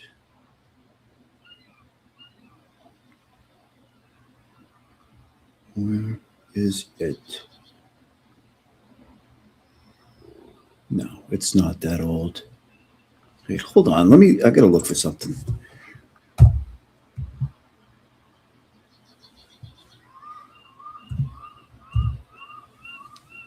Is it really not fucking here?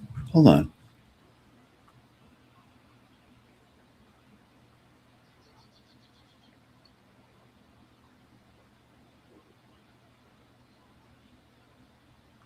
I can't believe it's not here. I clipped the whole thing. You gotta be shitting me. All right, give me 1 minute, people. I gotta look for something.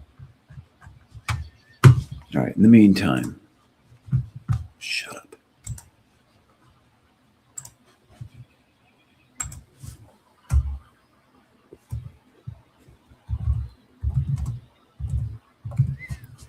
While I'm looking for this,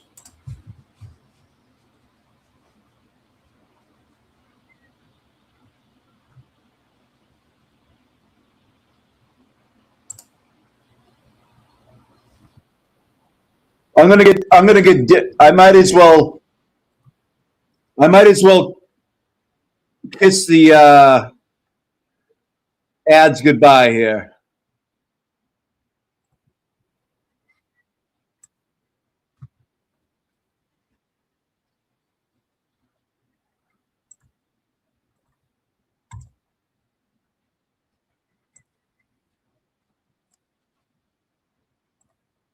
In high school, Red Band was so racist, he got voted most likely to secede. Yeah, from the Union.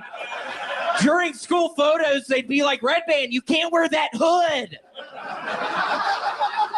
Okay, that's my time, Tony. I'm getting dinged for this. Wow. It's okay. Very interesting set. Accusing Red Band of racism when he was younger. That's an odd, different maneuver. We've never seen this before. It makes sense. I had never seen his yearbook picture before. I actually got his yearbook from his mom. His mom sent me a bunch of shit in the mail. We're pen pals. Does his mom send you a lot of things? Yeah, I mean, all kinds of stuff. But yeah, she did send me his old yearbooks. And it was because normally it's most likely to succeed. Right, yeah, they said succeed, and he's wearing his fucking Stars and Bars shirt. It was really weird. I get it. He's in Ohio or whatever. But yeah, it seemed pretty racist. Wow. William, are you ever racist? What do you think about other people? No, oh my gosh. I try to take people as they are, Tony. I try to, but I'll be honest. All right, hold on. I think we're gonna.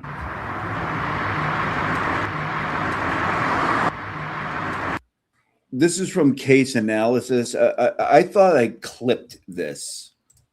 I really did. I thought I clipped this, but I'm not sure. This is Case Analysis. Please like and subscribe to those people. I want to look into the Jeep stuff and the Higgins stuff because it's bad, like way more so than the Alberts or the McCabe's. I think it was actually him. Okay.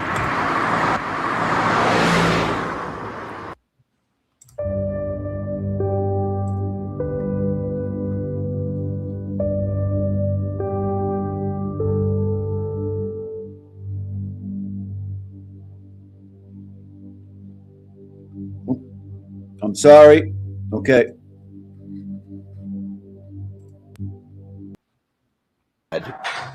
a Jeep Wrangler vehicle that I believe is Sorry. white, but I'm not 100%. So he had arrived at your house before you, is that correct? Yes.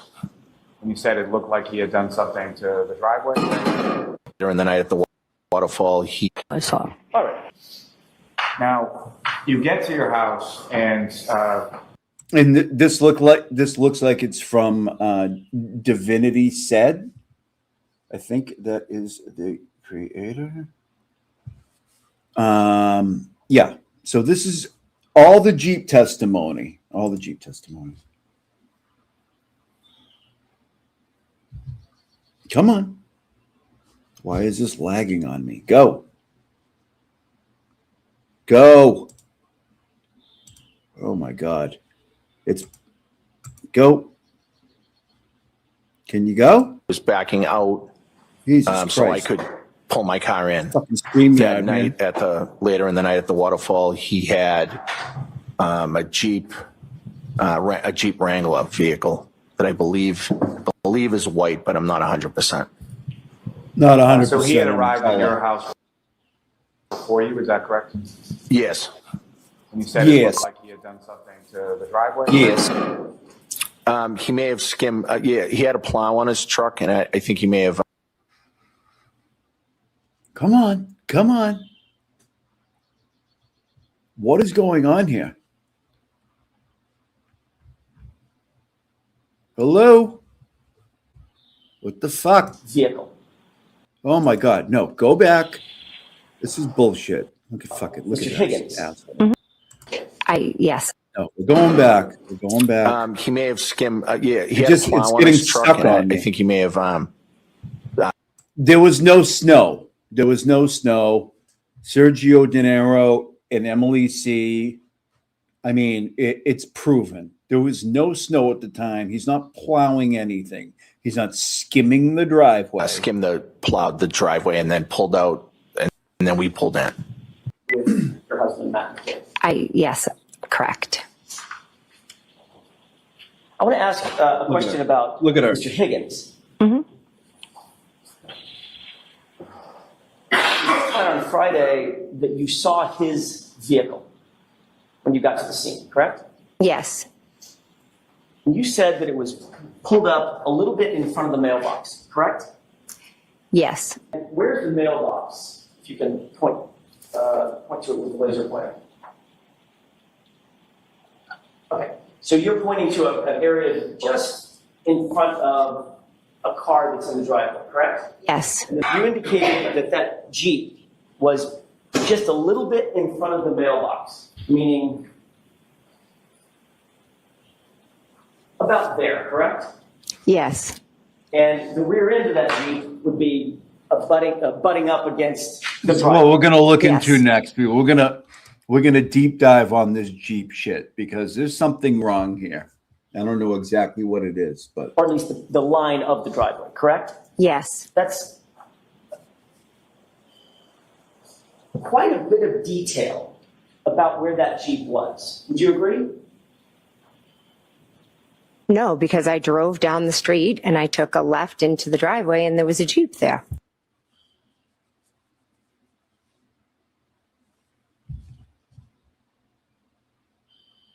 okay. What is it doing? The fuck is wrong with you? Go. About there, correct? Yes. And the rear end of that Jeep would be butting up against the driveway, Yes. or at least the line of the driveway, correct? Yes. That's quite a bit of detail about where that Jeep I wish I was. could Would you too. agree? No, because I drove down the street and I took a left into the driveway and there was a Jeep there. What you said? I 100% said it was straight out the front door. Okay, next question, please. Thank you, Your Honor. And during the course of that conversation, Problem is with that. you never Hold on. once What'd she say was straight out the front door?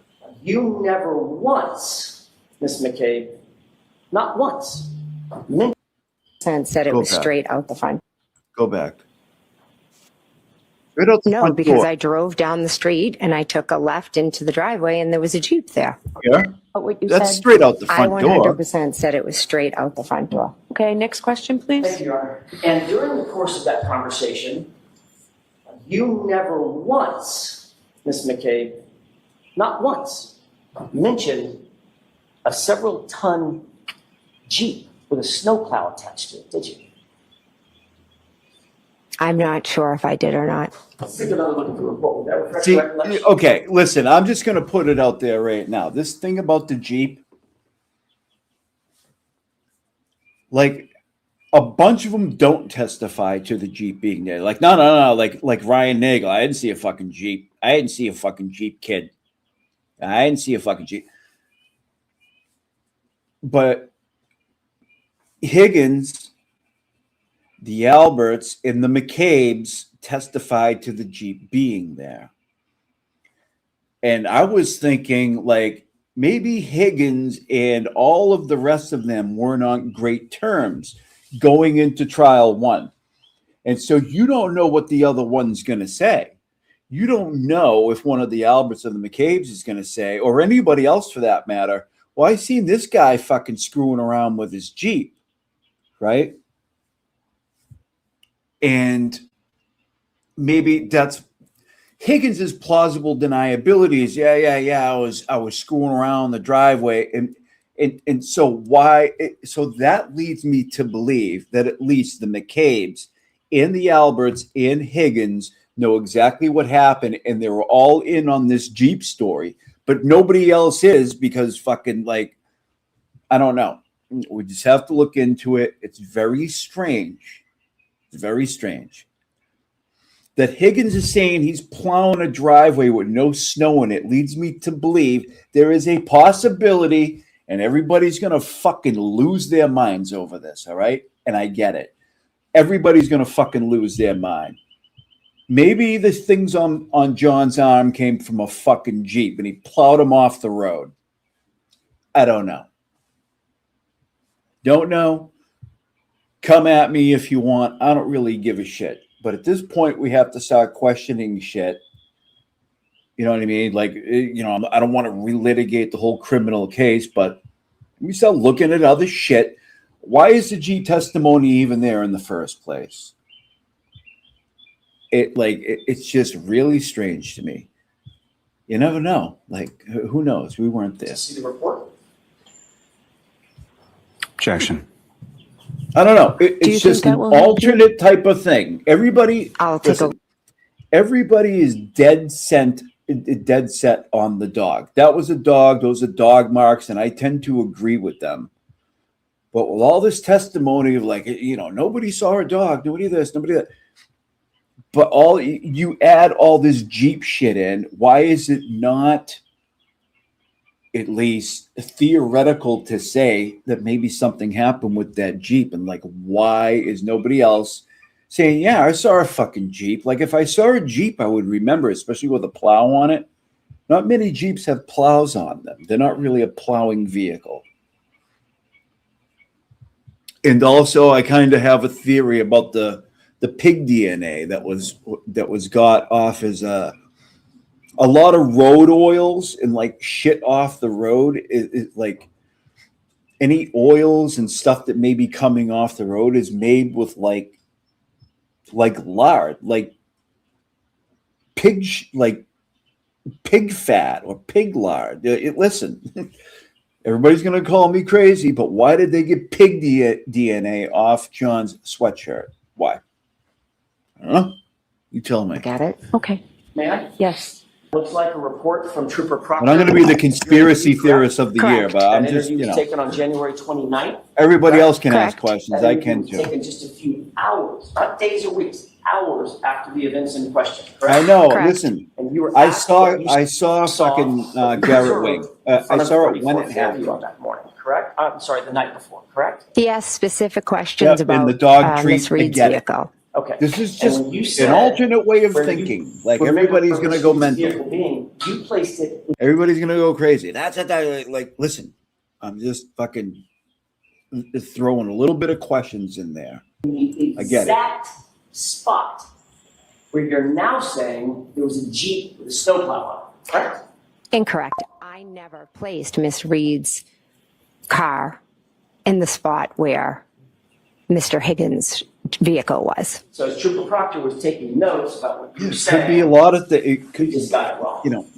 You'd have to ask Trooper And by the Proctor. way, I don't trust any fucking DNA that they got off of anything, anyways. They didn't even test his flesh. They tested the sweatshirt. Why not the flesh? So yeah, I mean, it's just I'm just putting shit out there. Will, were you ever asked by anybody to mention a Jeep being behind Miss Reed's SUV in this trial? Can you repeat the question, please? You ever asked by anybody to make sure you mention a Jeep being parked behind Miss Reed's SUV in this trial? Not that I recall. Nothing was no. handled correctly. Nothing. So there you go. Thanks to that person. And I think it was, what was it? Divine something or other? It looks, believe is white, but I'm not 100%. So he had arrived in your house before you. Divinity said, Yes. thanks to that person. Go and give that video a like. That's all the Jeep testimony right there. That's all the Jeep testimony. Give me one more minute. Since we're into it, we might as well start it.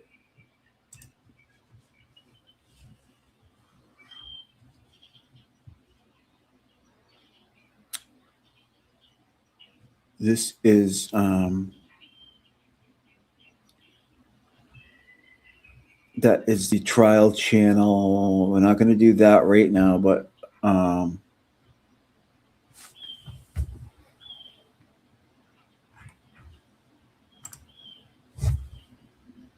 yeah.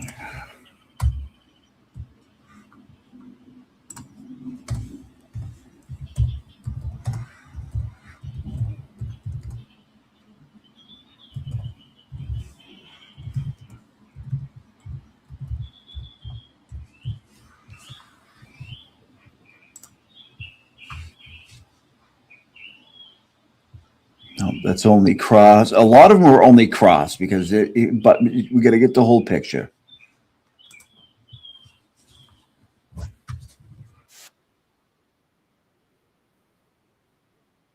This is trial.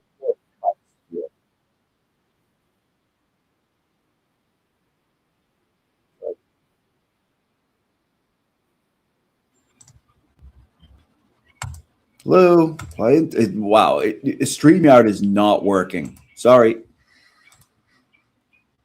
Jesus Christ. Fucking pain in the ass. Nothing's working. Good morning. Sorry.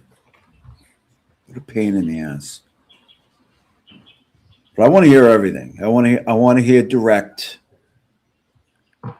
I mean, you lose this shit over time. It's crazy. Anytime you're ready, Mr. And you Chair. forget about it. Thank you, Your Honor. At least I do. Good morning, sir. Good morning.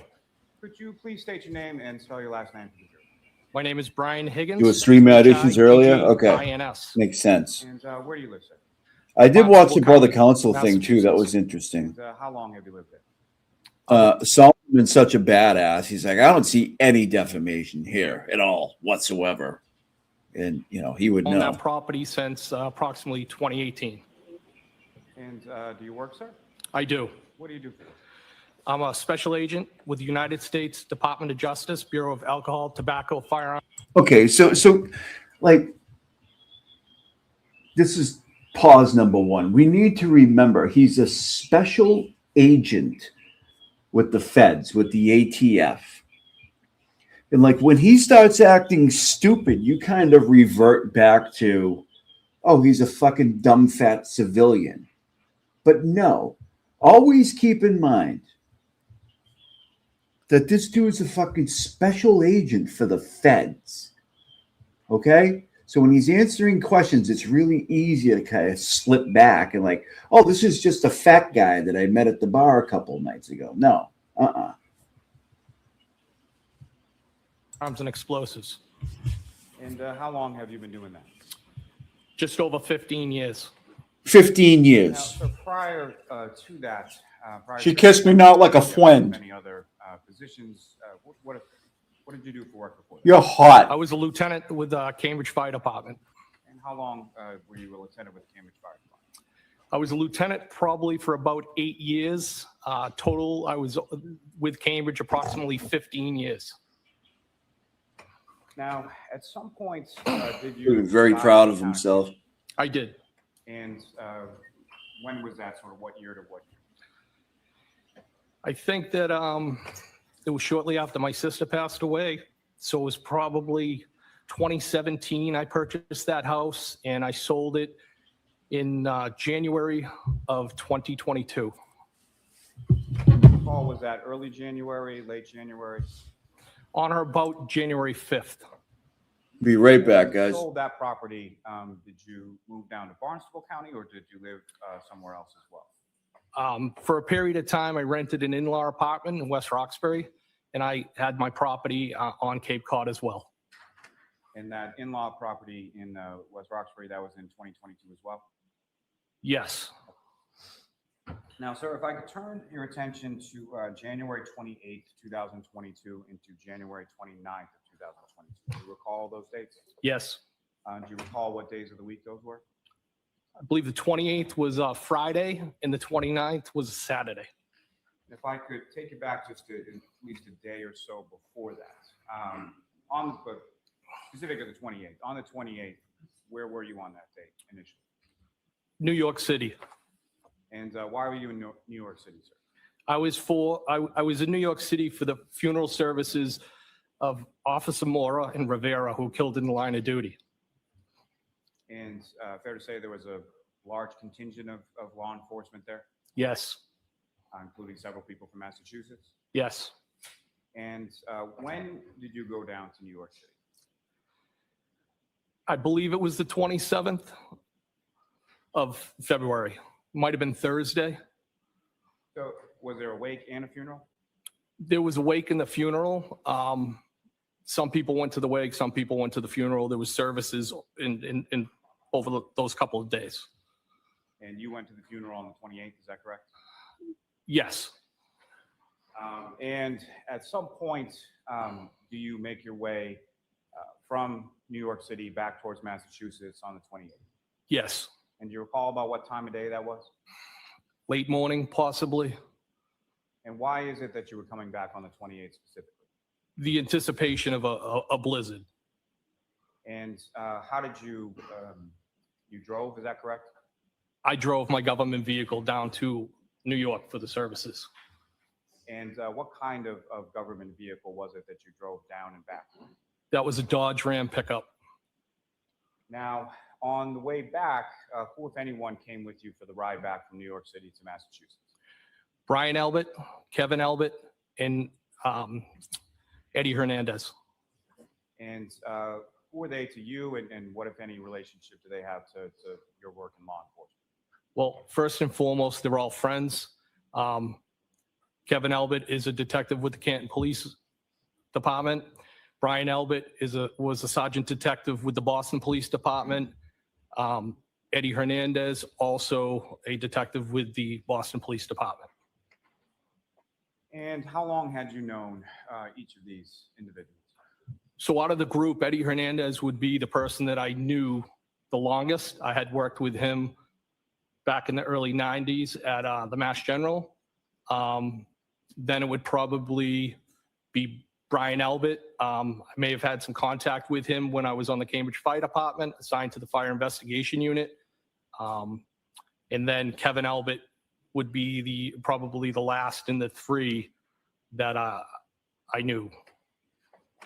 Now, speaking to the Canton Police Department at that time, as far as your assignment went with work, where was it that you worked out of, or where was sort of your base of operations, so to say? Canton PD, I had an office there. And how was it that you came to have an officer at Canton PD? That relationship was through Chief Berkowitz, born through a tragedy. When my sister passed away, we became friends, and he offered up the space because I had also moved there, so it was close. It was a jumping off point. And were you the only federal agent that had space within the Canton Police Department? I was the only one that had an office. I believe there was an HSI agent that might have had some access there to come in, hook up his computer and stuff. And there was also an MBTA police detective, transit police detective, who also had access there. But I was really the only one that maintained a desk, so to speak. And as far as your work or familiarity with work, as far as federal law enforcement officers, is that abnormal to have access to a local PD or have an officer desk there? Objection. I'll allow it. No, it's not abnormal to have space within a department that you work closely with. Now,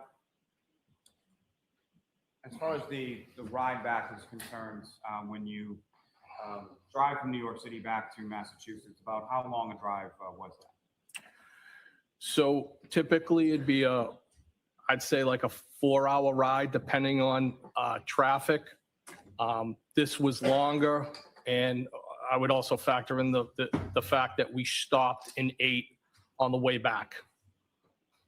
And when you arrive back to Massachusetts, where specifically in Massachusetts is it that you first go? So the first place that we went was a Boston Police Department district in Charlestown, where Brian Albert and Eddie Hernandez had parked their vehicles. Now, as far as you know, had they driven down to New York City, or how would they come to be in New York City, if you know? I believe that Brian Albert, Eddie Hernandez, and Kevin Albert all flew down. Sorry, guys, I had to run and grabbing Amazon here. You because of the storm, is that fair to say? Yes. Not Amazon. Now, I don't know. after, dropping them off there, where did you go from there? FedEx or something. I went back to the Canton Police Department where I dropped off Kevin Albert, and then switched vehicles, got into my Jeep Wrangler. And Yeah, there's a lot of stuff that in Canton. There's a lot of stuff I don't remember about this testimony, and you pick up new stuff every time that you kind of forgot about. I mean, this was a couple years ago, so.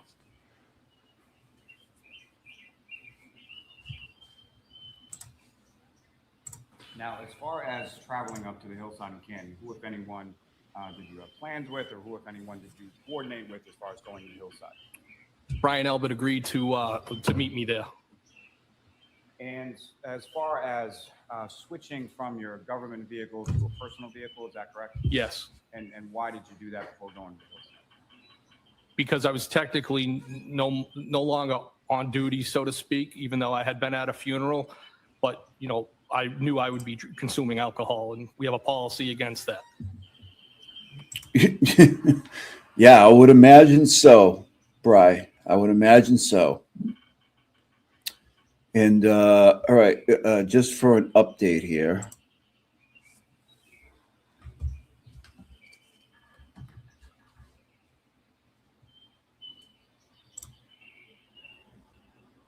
Still there.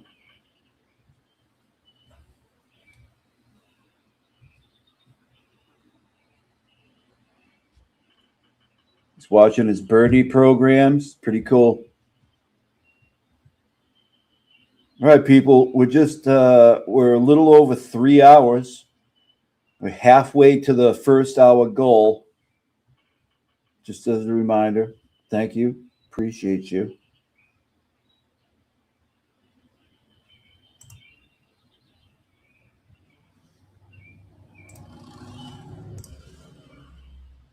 Now, as far as vehicles related to you, whether they be personal or work in the Canton PD, how many vehicles did you have at that location?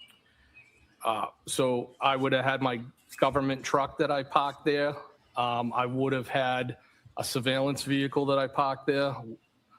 And at times, it would sometimes flip in and out between a pickup truck that I had and the Jeep itself. And the Jeep that you were driving that night. Can you describe the Jeep, sort of what it looked like, what kind of Jeep it was? So it's a 2011 Jeep Wrangler, gray in color. And at the time that I was driving it on the 28th and the 29th the next day, it had a plow on it. Thank you, Winks and Wilts. Thank you very much. Appreciate you. Wrangler, is that, how big a plow are we talking about? If I was to guess, it was probably 6 feet 8 inches. Why would you have to guess? Like, you know how formats 6'8" you and know I how think 7'2". big your plow I believe is, I dude. have the smaller blade on that Jeep. I believe.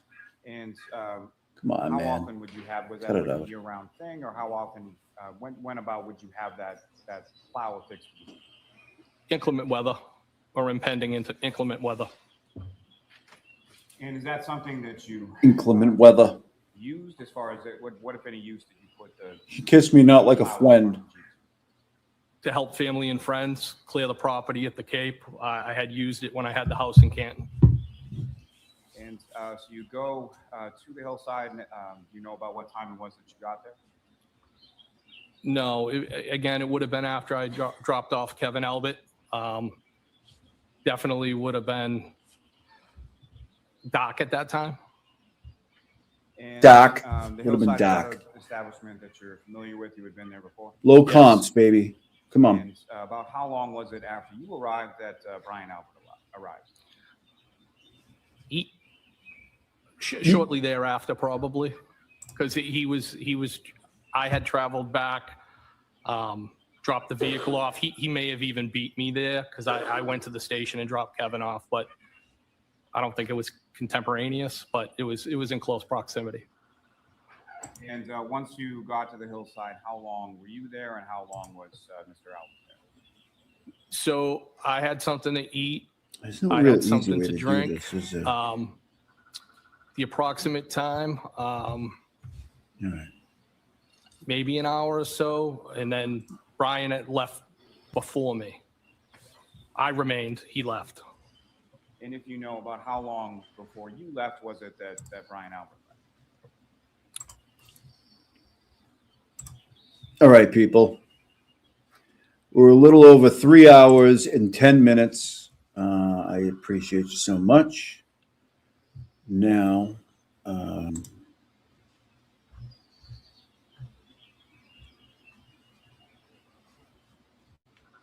going to feed the ducks a little bit.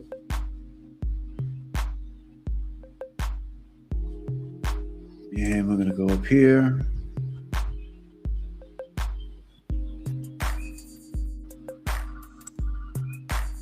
Bite it.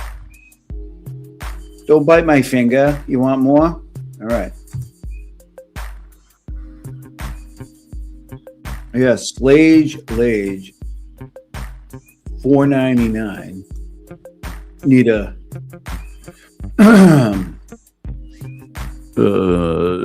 I can't even do it now. My voice isn't like in that winter mode. There's a Brill impression. I can't even do it. I'm sorry. I tried. My voice isn't in that state right now. But yeah, we're doing God's work. Yeah, I can't even do it. If I listen to him, I can do it, but I don't feel like listening to him. 1977 Felicia, $5. He probably should have at least testified without a mouthful of marbles. Yeah, that was when Pooh Patrol was testifying. So yeah, absolutely. But he's not as stupid as everybody thinks. He almost did the job, didn't he? 1977 Felicia again. In 2023, did Aiden ever try to find the Dighton tow truck driver? I believe they did. I believe there's a name attached to him, and I don't know what it is right now.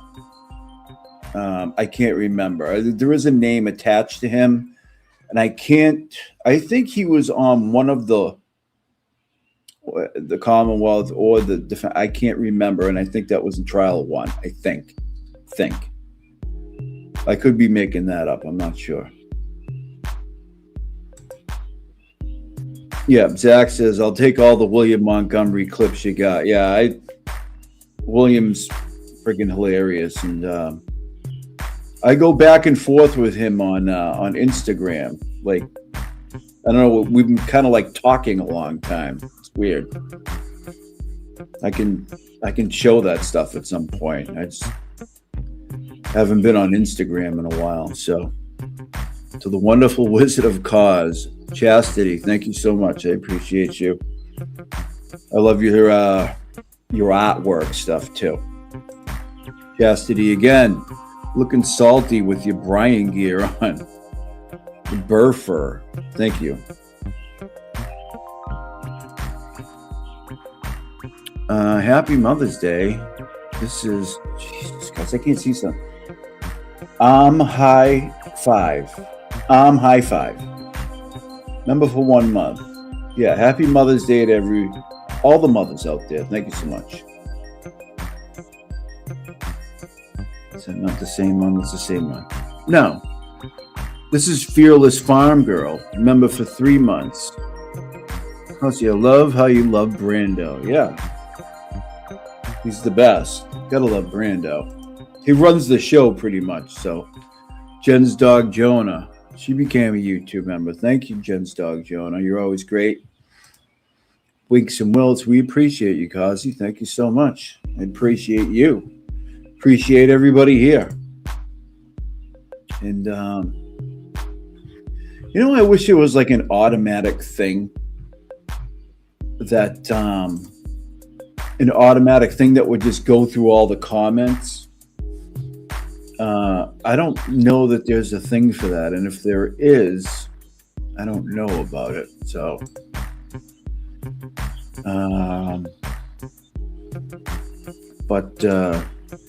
yeah, thank you so much, everybody. And our buddy over here is still chilling in his spot. If you finally got into today, as we were doing the live,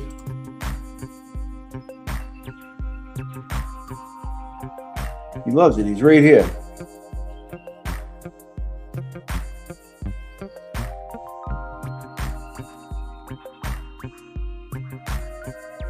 This is his new little thing. Look at this.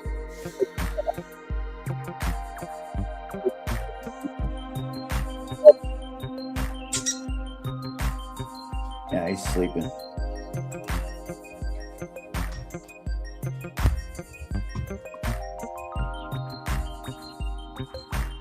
Oops. I just fucked up. Oh, no, I didn't. Okay. I thought I just really screwed something up. Put the camera back. Okay, now we're good. And bless Texas, Lolly, member for 3 months. Love listening to you and watching Brando. Thank you very much. I appreciate you supporting. You're always very kind. Anyways, people, we're probably going to leave it right here. We are 3 hours and 17 minutes. And I think we got the 1162. I can't even remember now. Jesus Christ. Yeah, the 1162 key cycle. I think we got the point across here. Did we not? But anyways, yeah, I'm going to shut it down, people. I could have done a beach live today, but it was supposed to be raining. What time is it? A little late to do one now. But yeah, again, everybody, thank you so much. And we will see you soon on Kasi G Live. Thank you.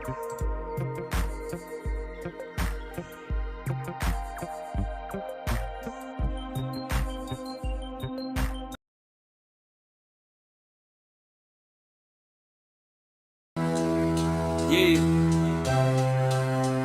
Just and the Timmons. Yo. I'm the man in charge, triple dip justice, my reach is large, indicting T-Rex arms, yeah, they on display, short reach, big mess on a public way, yo, adjust your antennas, tune in tight, Kasi rules the bench, I'm the law tonight, be so high, if they touch the sky, the joke ain't over, just watch me fly, yeah, adjust your antennas, tune in tight, Kasi rules the bench, I'm the law tonight. tonight.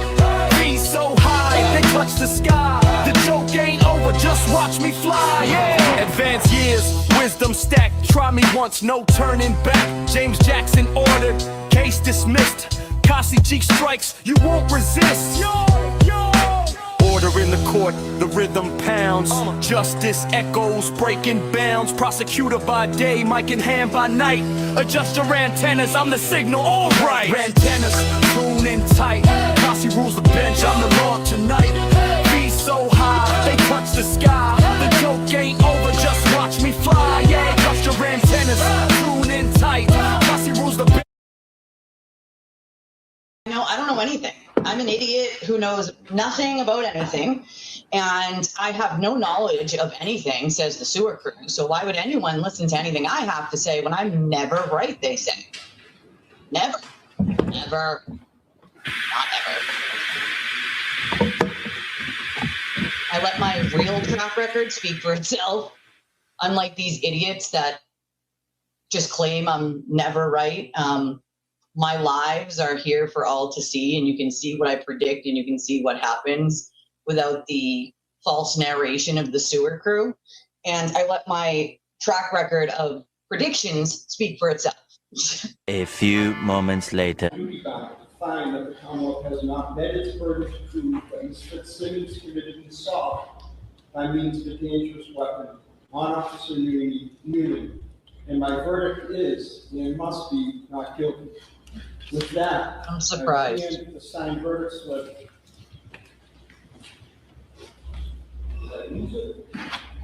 I'm quite surprised considering, I mean, there's only two ways to get a bullet in the chamber. Racking it or one's already in there. So. Be advised, Ms. Fitzsimmons, would you please stand?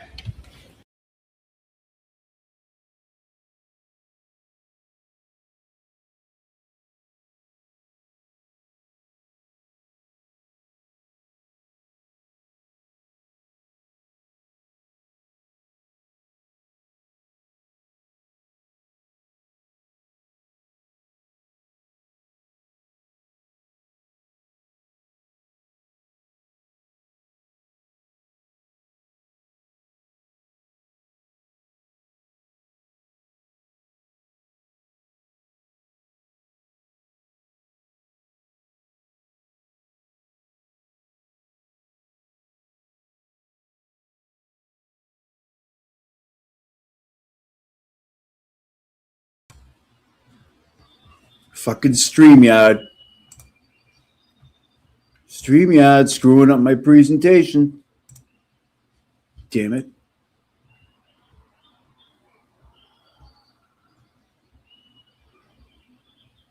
Screwing up my presentation, man.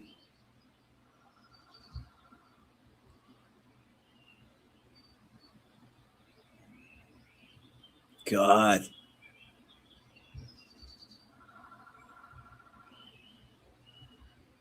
Nothing's working. It's just not working.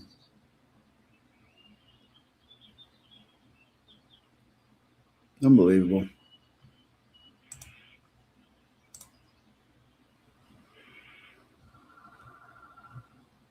Nope.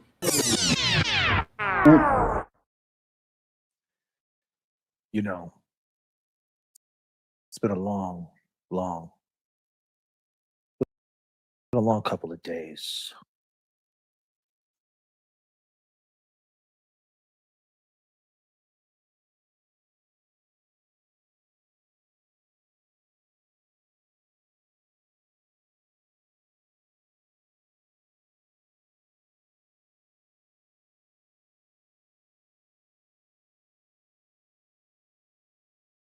I say swim good. For the people who don't know, my name is JFK. My real name is Randy.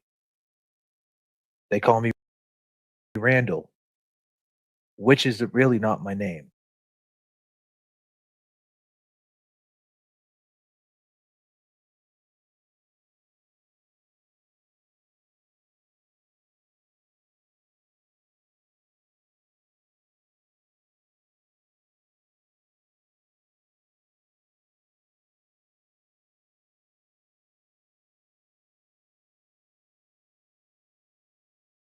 doesn't.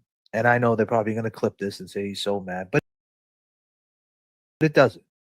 The reason why I say swim good, for the people who don't know, my name is JFK. My real name is Randy.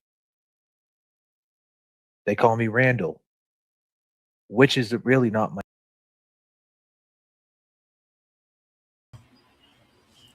Yep, forget it, everybody. Have a good night. I can't even play clips. All right, cool.